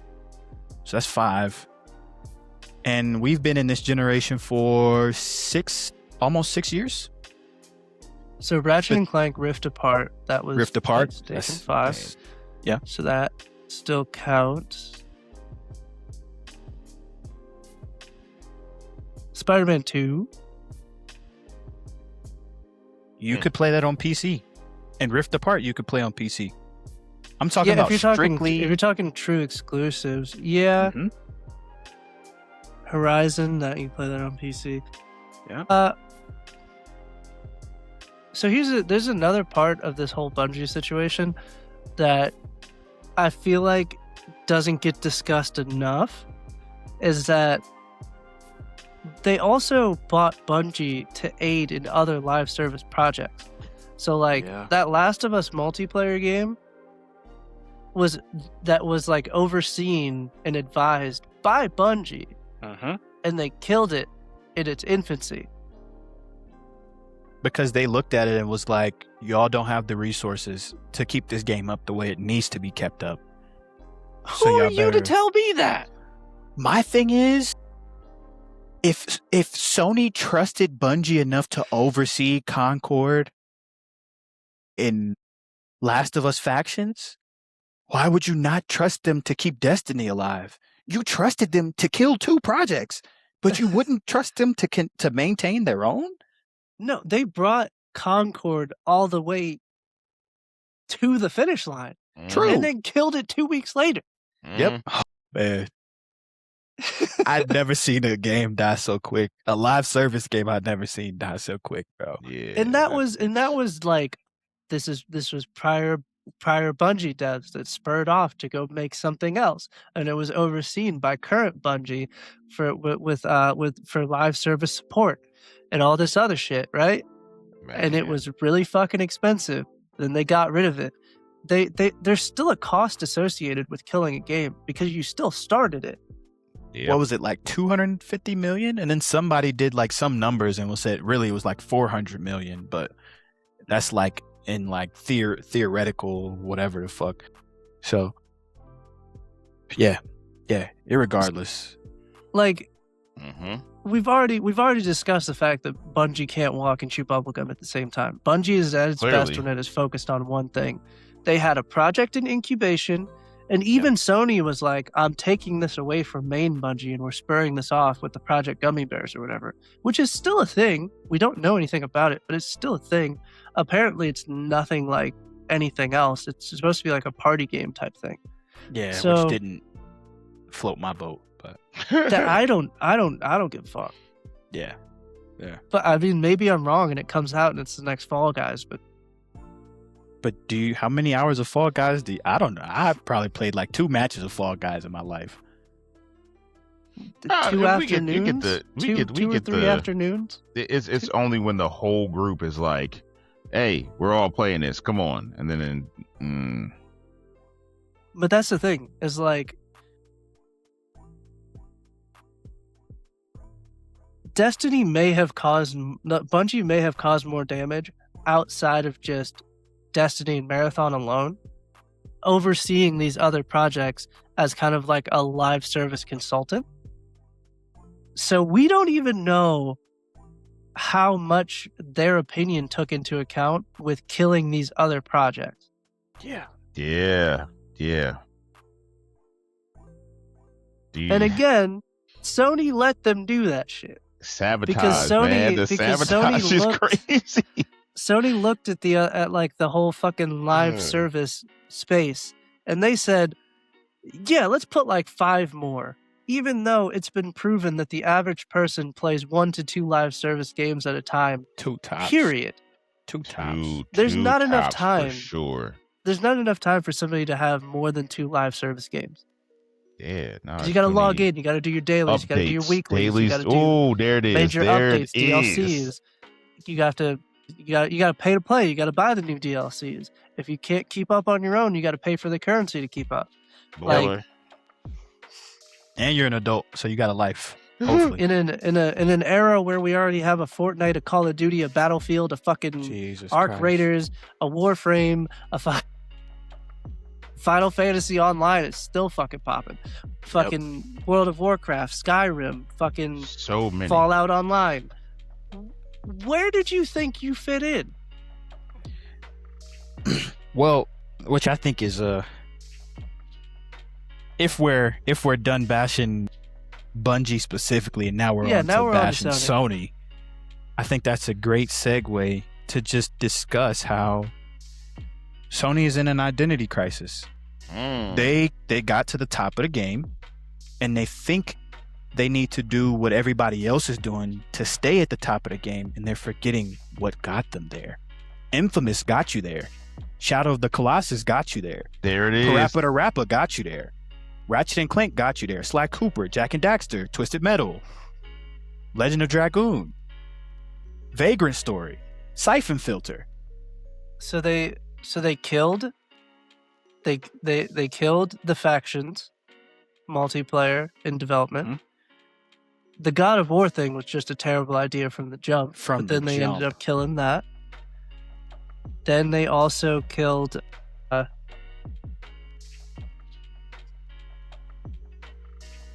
let's see. There was a Twisted Metal game in development. They killed that. Yep.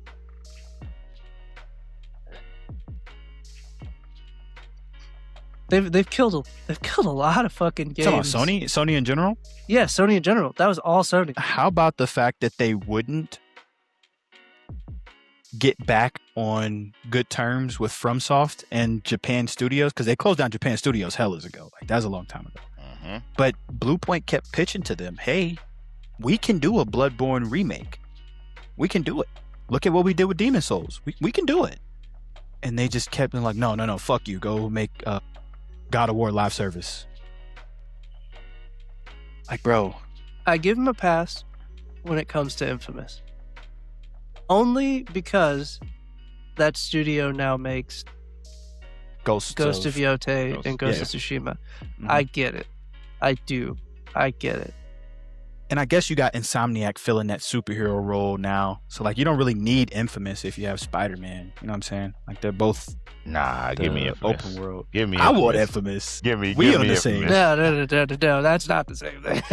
Give me Infamous. I mean, from the superhero standpoint, that's the way I look at it. Like, Well, now open world, do the quests. So I have a theory that after this Wolverine game, if this is a success, which more than likely it will be, because there's other mutants in this Wolverine game, I feel like that could open the door to another X-Men game. Or what are we talking? Are we talking about like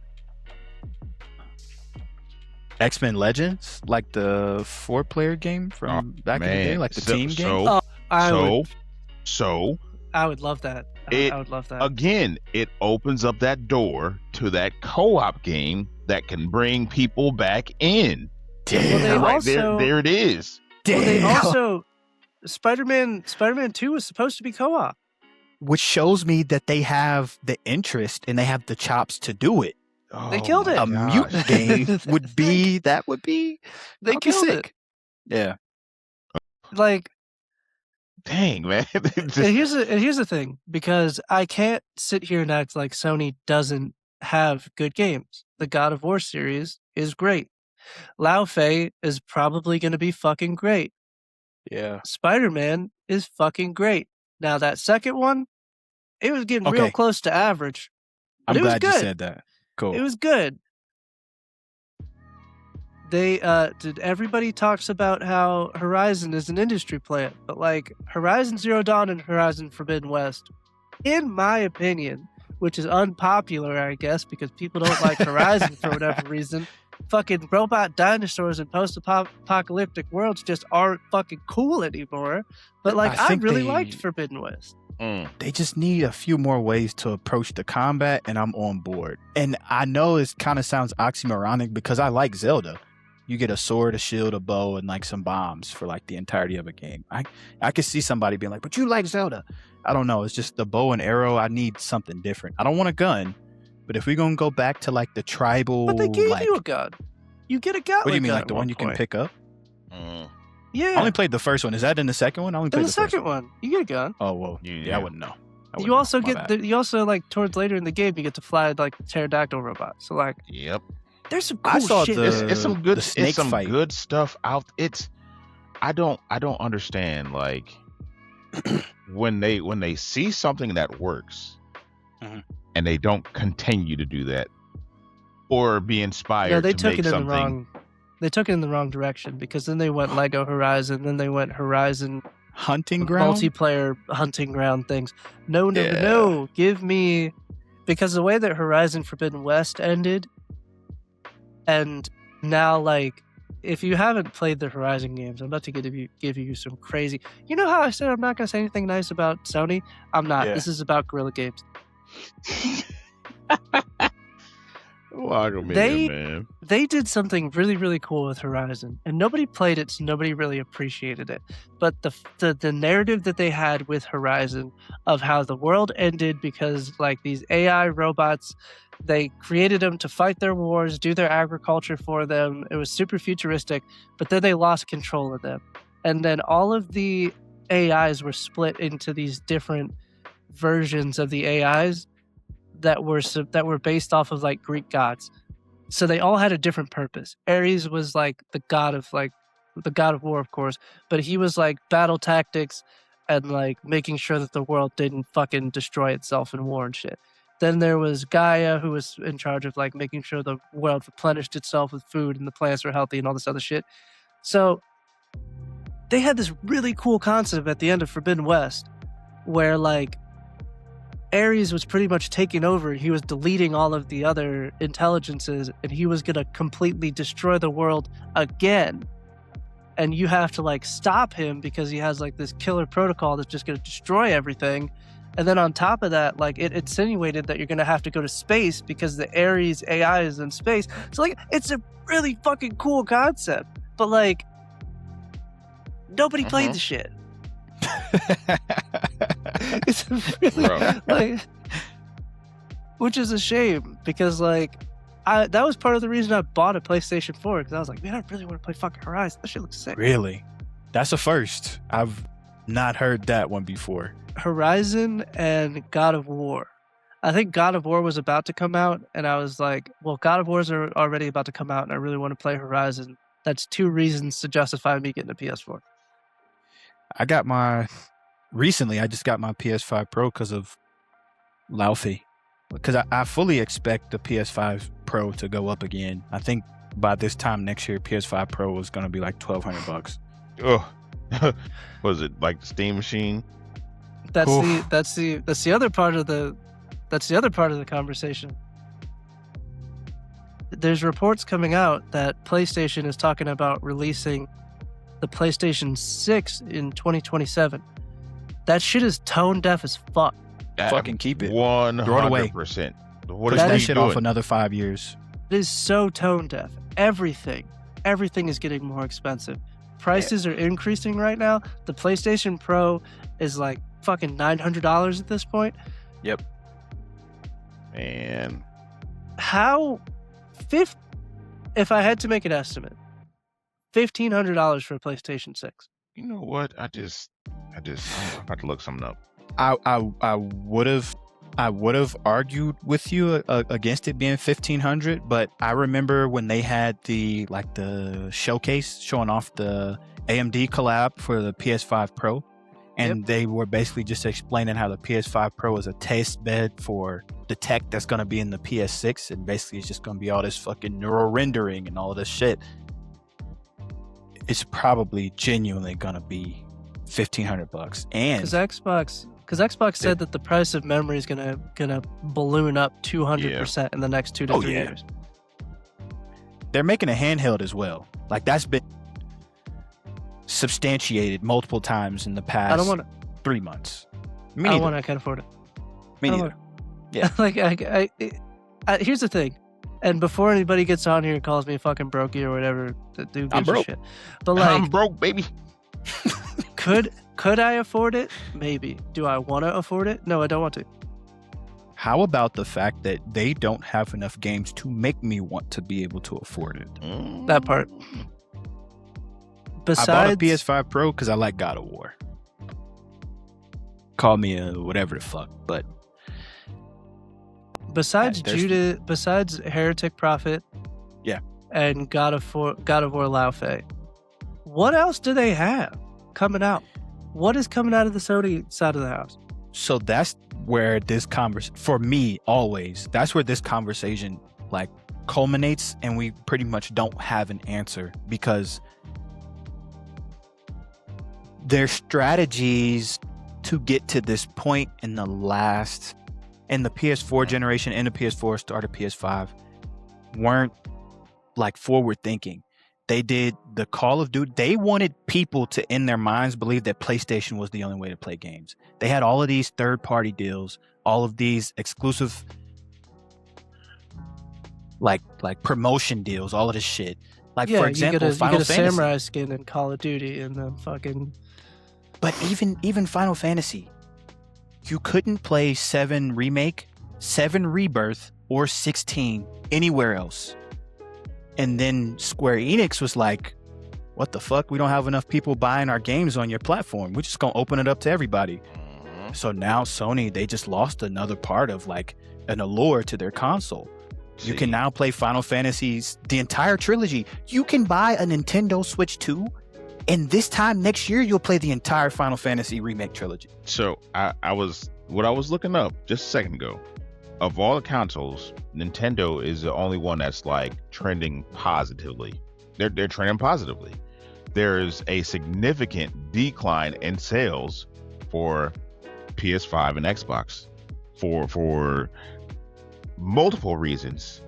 And a big one of that is your live subscriptions and stuff like that. Like if that's the route that you're going to go, you're going to continue to see a decline. Instead of doing that, reinvest back into the company. Like, hey, you know what?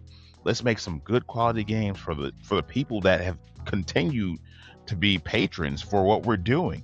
There's no need for you to branch out. And I understand you got to make your money, but you're going to make your money back if you put out good stuff. You put out that good stuff, it's going to come back and be beneficial for the company as a whole. You can't. Well, that was one of the smartest things that Xbox did was invest in Japan. Oh man, yeah. Because it was a big deal when those Persona games came over to Xbox. Mm-hmm. Yep. You could only play them on PlayStation. Yep. Like, and now for Persona 6 to be shown at an Xbox showcase, that's growth. Absolutely. How about the fact that back in the day there was like the Sakaguchi, the JRPG Jesus, made a game exclusively for the 360. And then on top of that, you had Akira Toriyama work on artwork for a game that's still only exclusive to the 360. Xbox has Kojima. Say what you want. Say what you want. No, all right? I fucking love Kojima. It's just I don't know how much that name holds weight in today's. I think it still does, because there's not a lot of like rock stars in game development. True. Yeah. There's not a lot of Yep. there's not a lot of Ken Levine's. There's not a lot of Kojimas. There's not a lot of the guy who made the original Gears, Cliffy B. Cliffy B. Right, Todd Howard. Like, there's not a lot of rock stars in game development. There's not a lot of names, and like now we have like studios that are putting out really dope shit. Like you have like your XManFiles and like your FromSofts and shit like that. But like, there's not that many that have like that stamp of like culture. Like Kojima is culture. The name has value. I To me- think I know what you're about to say also with this. Again, this goes back to live subscription first game, and which generations are seeing what, and that is the biggest impact. So yes, his name does still hold weight, but it's not the same weight that it holds with us like it would for him. To coincide with that, last year's Game Awards was very telling to me because Death Stranding 2 was in a lot of those categories and it didn't win any awards at all. But on top of that, ultimately it lost awards to a game. I love E33. E33 is not revolutionary. It's good. It's a good JRPG. But there's been amazing JRPGs in the last 3 years. Tales is still going strong. We just had Persona 3 Reload, Metaphor ReFantazio. Those Metaphor don't have the same ReFantazio. combat system. That was my pick over Astrobot in 2024. It was. I don't know how Astrobot won. I guess people like action platformers. But once again, E33 winning all those awards. People saying that it like, oh man, turn-based is back, and this is. It shows me that there's still like a veil between your average gamer, your average consumer, and like I said earlier, I don't like using this word because I don't know a better term, but the connoisseurs.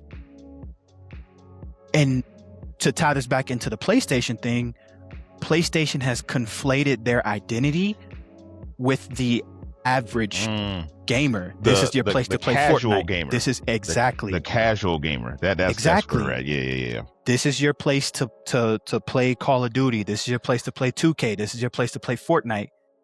And in turn, they've inflated their idea of how many people they have that'll actually buy their games, which is why Ghost of Yotei didn't sell that well, which is why I don't think Sorrows will sell that well, which is why Wolverine will sell way better than God of War Laufey, whether you like it or not. That's just the truth. I'm going to be honest with you. If Ghost of Yotei didn't sell that well, and God of War was seen as a failure, I'm concerned. Absolutely. If Wolverine is going to be that much like Wolverine, the X-Men have cachet. They do. The X-Men, they do. But They do. Wolverine is like Iconic. That is a iconic, like, that was a lot of people's first. Yeah. You know what else is iconic? Spider-Man. Yes, but And Spider-Man 2. I feel you. People were middling on it. But okay, so also, I think a caveat to that is that Spider-Man 2 came out during like fucking Spider-Man overload. Marvel had all of our consumers, us as consumers, had our mouths open, and another dude with a bucket full of Spider-Man fucking dumping that shit. You had Across the Spider-Verse. He had his own trilogy. Now he's about to get a fourth movie. Then you have him. He was in the fucking, what's the name of that shit, man? What's the name of that movie that he was in? All of the Avengers movies, fucking Civil War, Endgame. Then he had his own. Infinity. He had Far From Home. Yeah. And then he had just gotten a new show, like Neighborhood Friendly Spider-Man. one. Yeah. So it was just like at that time, I could see somebody. The same thing with Star Wars fatigue. It was Spider-Man fatigue, and I think that came out around Spider-Man fatigue. Okay. Hear me out. What I say is worst case scenario. I don't fully believe this, but I'm gonna say it anyway. So bear with me here, because I'm going to be a hater for a little bit. Crash out. What makes Wolverine that fun of a character to play in a video game compared to any other character? It's his approach. Man's got knives in his hands. We had a protagonist that could use katanas and guns and ninja stars and smoke bombs, and most people didn't buy that fucking game. There's motherfuckers that can shoot webs from their hands. We still tracking here? There's a guy who literally took out the entire Norse pantheon, and that game was seen as a failure. So you're telling me that the guy that just clenches his fists and blades come out is gonna make a difference? It's hard to believe, because the Sony PlayStation players have proven time and time again that they don't buy PlayStation games. True. They don't. Bottom line. Man. So there's a non-zero. I'm just saying, there's a non-zero chance that Wolverine fails. It's not high. It's just non-zero. What you just said goes back to that idea that like it's there. They inflated their numbers with like the casual gamer, and the casual gamer is your fucking college football, 2K, Call of Duty. Like that's who they inflated their numbers with. So they have all of these users, and they're like, oh fuck, man, if we make Ghost of Yote, we got fucking 35 blah blah blah billion people play it. Realistically, you probably only got about 2 million people, bro. Clearly, because that's what you said. That's what Yote sold, right? Like 2 million copies. I think it was 2.4. There it is. Round down. 2 million. Right. So also, they like Ghost of Yote had a multiplayer mode that came out this year. Legends. You wouldn't know that. Didn't they end development on it too, though? It was like, we're not doing no more content. They killed it immediately. Yeah. Like, we're going to do Legends, and then that's pretty much it, gang. We're not going to do no more. It's like, okay, I guess. But the thing that makes... I'll always go back to this. Yeah, Ghost of Yote sold 3.3 million copies in its first month and 4.8 over its lifetime. That's not bad. No, that's the same as God of War numbers, and they called God of War a failure. That shit was a failure. That's true. Who got these scales, man? Who's making these numbers? That's the real... And the thing about it is that they're claiming that Ghost of Yote was mostly built on the bones of Ghost of Tsushima. So it should have been cheaper to make. They said that the budget for it was 60 million. So God of War was seen as a failure because it was really expensive to make. Yeah. Ghost of Yote was not, but they're still looking at it like...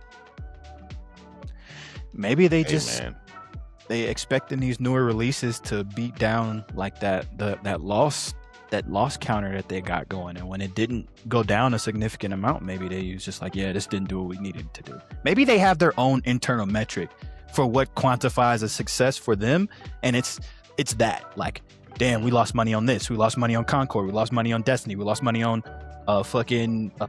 Foam Stars. Lost money on Foam Stars.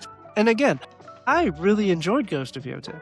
So, like, I'm not even talking shit about it. I really enjoyed it. But, like, I play games. Yeah, that connoisseur category. I'm telling you, it's the connoisseur. But to go back to the question, like, what makes Wolverine, like, I don't know, attractive, like, as like an experience. I think it's anytime you have, like, a cool character and you like give somebody the opportunity to step into their shoes. Granted, it's not like overload. People are gonna come. Like when the first Spider-Man came out, Spider-Man 2018, we hadn't had a good Spider-Man in like what, No, 6 that was years? different. That was different though. That first Spider-Man was something fucking special. Magical. But then we got Spider-Man 2 amongst the Spider-Man overload, and we was like, bro, I just watched this shit in the theaters last week. Well, you're also fucking forgetting play that in Spider-Man. between Spider-Man 1 and Spider-Man 2, there's Spider-Man Miles Morales. Miles Morales. I forgot about that. That's true. So And that Spider-Man also- 2018 had a slew of DLC. The City Yeah. That Never Sleeps, and whatever the other ones were called. Yeah, Man. there's a couple. So like, I don't know. Like, as somebody who owns both, I own an Xbox, I own a PlayStation, right? I am more likely to buy my third-party games on Xbox because Xbox Game Pass is already there, so that's where all the rest of my games are going to be anyway. Mhm. I only turn on my PlayStation for Sony exclusives. And I turn my PlayStation on far and few between. Which is a common sentiment that I've been seeing in the gamer sphere as of late. As I post more stuff and I talk about stuff with like different platforms and different, companies and shit, the common thing is like, yeah, bro, the last time I turned my PlayStation on was fucking 6 years ago. I never played it since then. Like that's exaggerative, but that's Yeah, it's like- It's like the last time I turned my PlayStation on was Ragnarok.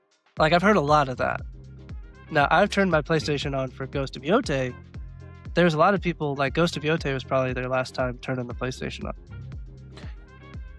and then That was over a year ago. to like piggyback on everything that we're talking about now is also like this weird like people like they don't like remakes and remasters right now, but at the top of the year in February we just got noise that they're remaking the entire Greek trilogy of God of War, and everybody's like fucking, oh my god, this is amazing, but it's like, Yep. I thought y'all didn't want any more remakes and remasters. So it's I just like didn't this want- weird immunity that they have. I'll play devil's advocate. I don't want another fucking Last of Us remake and remaster. Man, how about the fact that it just came out that they turned down remaking Uncharted 1 to remake The Last of Us? It just came out yesterday that they were like, yeah, they put this shit on the table in front of us. We had two choices. We had remake Uncharted, remake The Last of Us. And they chose The Last of Us, which had just gotten a remaster on PS4. That was a mistake. It's just so odd. And Their again, like, decisions in the last 10 years. if we're gonna go fumble Yeah. for fumble, Xbox and PlayStation, like, Xbox Play Anywhere was technically a fumble. It most definitely was a fumble. Not technically, it was 100% a fumble. That was a fumble, but now with the current landscape of everything financially, Xbox Play Anywhere don't sound too bad because you ain't gonna be able to upgrade shit. Nah. We're getting priced out of these hobbies. Games start increasing price after GTA. I'm not saying that they will, but if they do, right? Games start going up to yeah. $80. The big ones will. Maybe instead of, because like on average, like I am an avid gamer. I'll buy 7-8 games in a year plus whatever's on Game Pass. Yep. I am an outlier. The average person buys 2 to 3 games a year, period. Yep. So those games go up to $80. Those games go up to like $100 because like you have to pay $100 to get the full version of GTA 6. Which is fucking ridiculous. Say I'm a parent, right? Like I remember being able to walk into GameStop with $120 and leave with 2 brand new games. Two games. That's one game now. Yeah. Like Yeah, and then that like, number's it- going it to get d- cut in half. it doesn't make the situation any better. Like, one guy was telling me, like, oh, who cares about all the games coming out in November? Just wait till Black Friday. That's what I do. It's like, yeah, you're right. That's how you don't But get the sequels. point is exactly my point. Yeah, I'll wait to play that People game. not understand being consumers and consumerism. Like you have to consume things to get more of what you want. consumer has like a negative connotation in today's media. So I think being a mindless consumer has that negative connotation. Everybody, you're consuming something regardless Exactly. of what you are consuming something. Being a mindless or uninformed consumer is where you start to get in trouble. Yep. Because if you just can't afford to be an uninformed consumer nowadays. Shit's Exactly. too expensive. Exactly. That's the thing. And you're just Yep. if you're just out here buying all the BS, and it's just like, we could keep on making trash, and people are going, hey, look at this. Yeah, but that's what got us here in the first place, bro. Like I'll never forget the first time I felt slapped in the face was when Black Ops 4 was a $60 game with no campaign. Granted, it probably wouldn't have been good, but that was like a sign that they was like, okay, let's see how far we can push this. It just... So here's the thing, right? If my Xbox breaks tomorrow, in order to get the exact same Xbox that I paid $450 for, because I bought it on Black Friday when it first came out, Man, $450, I would have to pay double that to get a new Xbox. mm-hmm. If my For the same PlayStation performance. 5 breaks, I would have to either pay, because I think the PlayStation 5, the base model is up to $650, $700. $650. So that's $650. Mm. Or if I want to get a Pro, I got to pay damn near $1,000. And if you get physical games, you will be paying $1,000 because a There's disc no drive disc is drive. $80. There's no disc drive. There's no stand either. Exactly. Yep. So if you're a physical gamer, which that's the way to go if you want to buy games cheaper, and you get a PS5 Pro, you got to buy a disc drive, and that's $1,000. And then, like, if I say, you know what, I'm done with these consoles. I'm done. I don't like the way they treat me. You can't build a PC right now. That's even worse. I'm a PC guy, so I know, but trying to build a PC right now. I will say if you're coming from console and your high end is like you have like a TV that can do the 1440, you can build a Steam Deck or a Steam machine for less than a Steam machine. I just did it. Me and my boys, we just had a little exercise like a couple days ago to see who could build the best PC for less than a Steam machine, and that was fun. It was a lot of fun, and we stayed at around the 950 was like the cheapest one. Yeah, but that's still more than the Steam machine is as powerful or a little bit less powerful than a PlayStation 5. It's less than a base PS5. Yeah. So why would I do that? No, I'm saying better than the Steam machine. So it will be I like, know, but like, that's what I'm saying. Like, we're getting priced out of this hobby really quickly, and it's through means that don't really have anything to do with it. Like, yeah, there's poor decisions on both part, but like, they're responding to what's happening like globally right now with like the AI data centers and fucking the price of everything going up because those AI data centers. And I don't even want to talk about that shit because it's fucking depressing. But like, if we just keep it here at the video game level of this, it is getting too expensive. And like, I can only imagine being a kid and going up to my parents like, hey, boy, I've gotten good grades all year. I've done what I needed to do. I take out the trash every fucking Tuesday. God damn it, I've been mowing lawns and shit. I want a fucking Xbox for Christmas. And then I, as a parent, have to look at my mortgage payment and my insurance and the internet and fucking buying you back to school clothes and all this other shit around the holidays. Boy. And then look down at my child and go, Junior, I'm I sorry. ain't got it. Yeah. I ain't got it. And I could that's take a you for some ice conversation. cream. That's a conversation that's going to happen. Yeah, man. That conversation is going to happen in a good amount of households this holiday season because those sales for those consoles aren't going to be that heavy. So a parent is going to have to look at their child in the face and go, look, Sorry, bro. we ain't got it. Playing devil's advocate, though, what if console gaming is like not... Well, we already know that that's not the majority of gamers anymore. It's mobile gamers. So what if I just get them a tablet, a controller, and put them on Xbox Play Anywhere? Put them on the cloud. Xbox Play Anywhere is it's on its way out of the door because we all killed it because we thought it was a good idea just to shit on everything. So now the affordable option is pretty much gone. Mm-hmm. Now you have to go to NVIDIA GeForce or whatever, and that's like $60 a month. I'm pretty sure GeForce... What am I thinking of? There's something that charges you by the time that you play. What is that? That's GeForce. There's something. That's GeForce. Yeah. It's fucking crazy. You only get like 5 hours. What is it, like 5 hours a day for like the $60 plan? It's fucking gross. So they gave you an affordable option with Play Anywhere, but they were too early and you shit on it and then you killed it. And now we're looking at $700 Xboxes and PS5s for a console that's been out for like 6 years. And but this is where Switch 2 comes in and kills the game, in my opinion. Granted, they're going up another $50. Switch 2 is now going to be $500. Right now it's $450. But like I said prior, you get a Switch 2.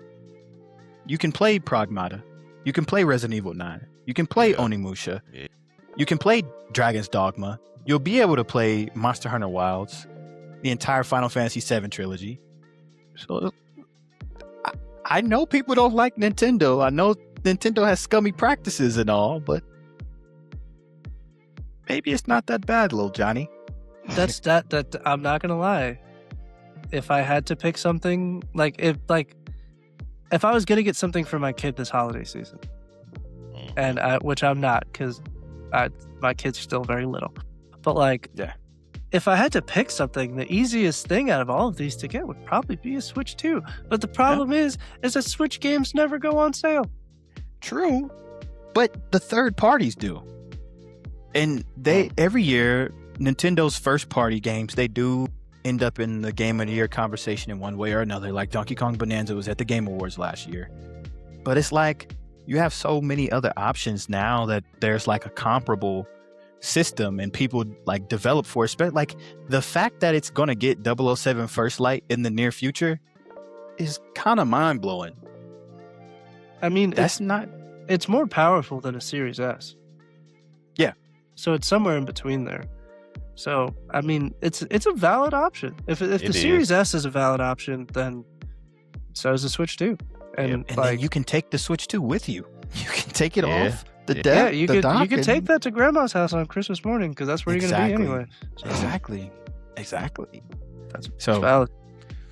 Nintendo's secretly winning this war of attrition. Dang. Oh, not even secretly. I think it's overt. The amount of third-party games, the fact that Dragon's Dogma Dark Arisen, which is like why the first Dark Arisen was like widely known as like this is the definitive way to play Dragon's Dogma, but the fact that they saved it for a Nintendo Direct, I don't think it's secret. I think these third-party devs know that the future, the majority of their console base is going to be on the Switch 2 as these younger kids get older and start asking for consoles.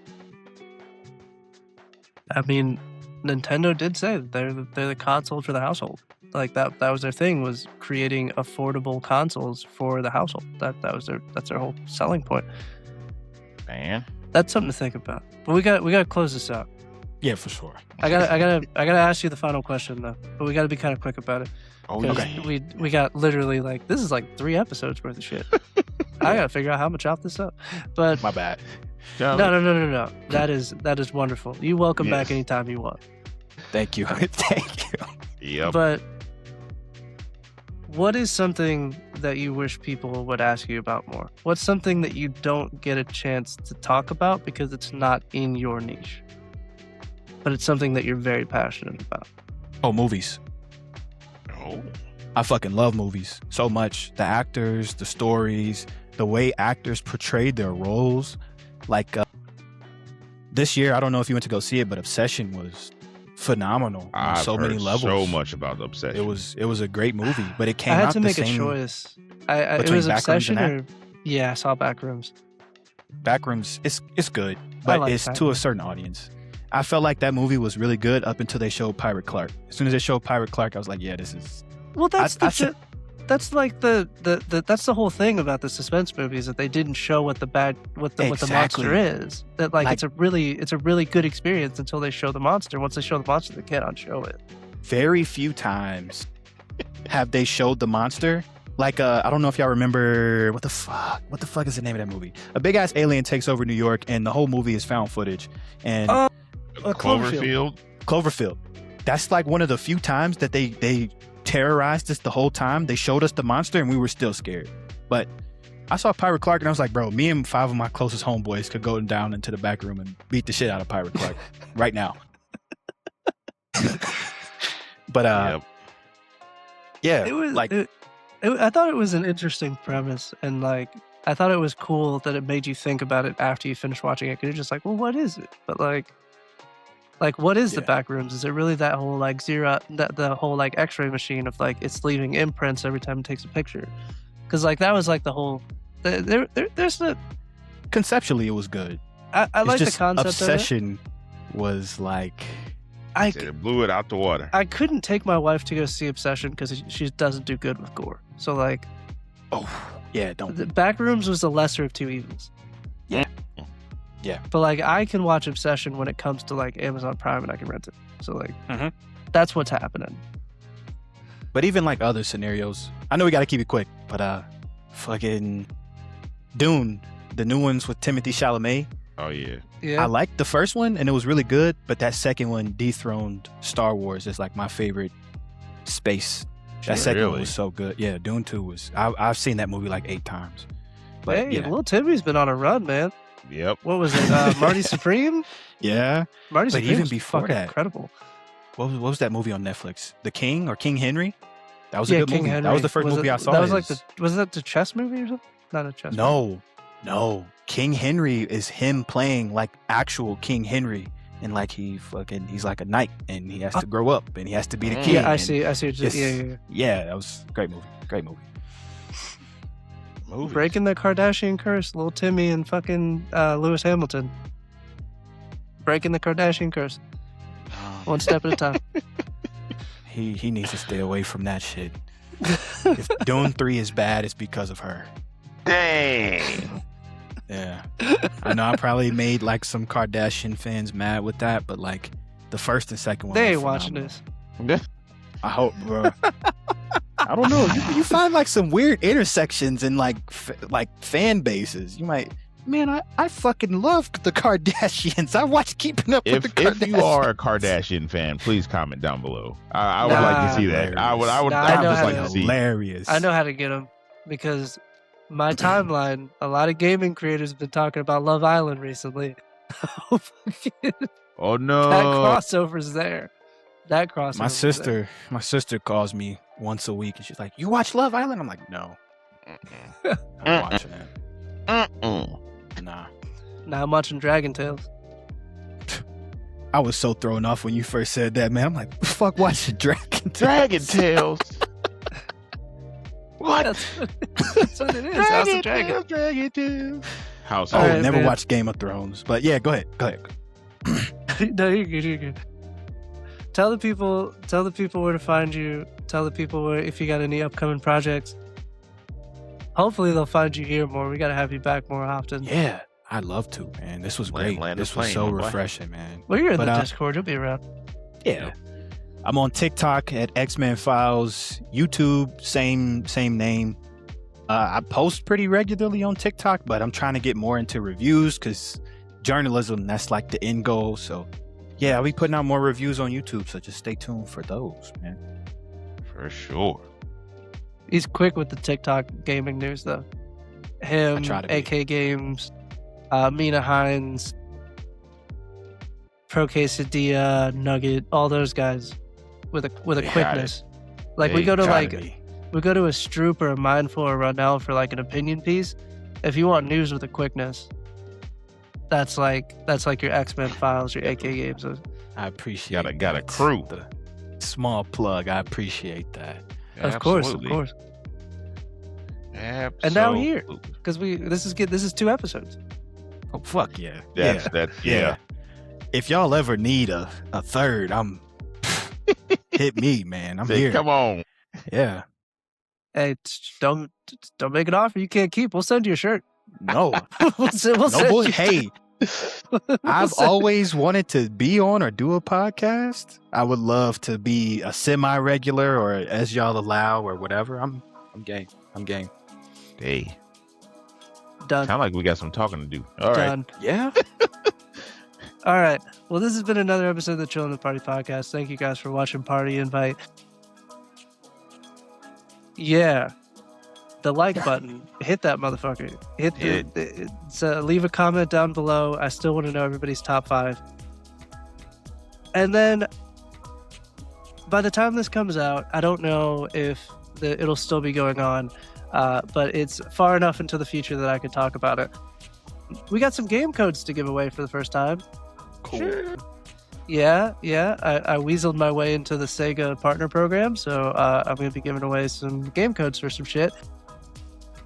Yakuza 0, Sonic Racers, Persona 3 Reload, Metaphor Refantatio. So yeah, that's cool. So hopefully we can do more of those in the future if you guys support when we do them. So like whenever those come out, like those, leave a comment, maybe you'll get a game code. Fire. Banger game. Some kind of giveaway going on there. Yeah, that video's coming out tomorrow. But yeah. For sure. Yeah, but thank you guys for watching, and we'll see you on the next one. Peace. For sure. Peace.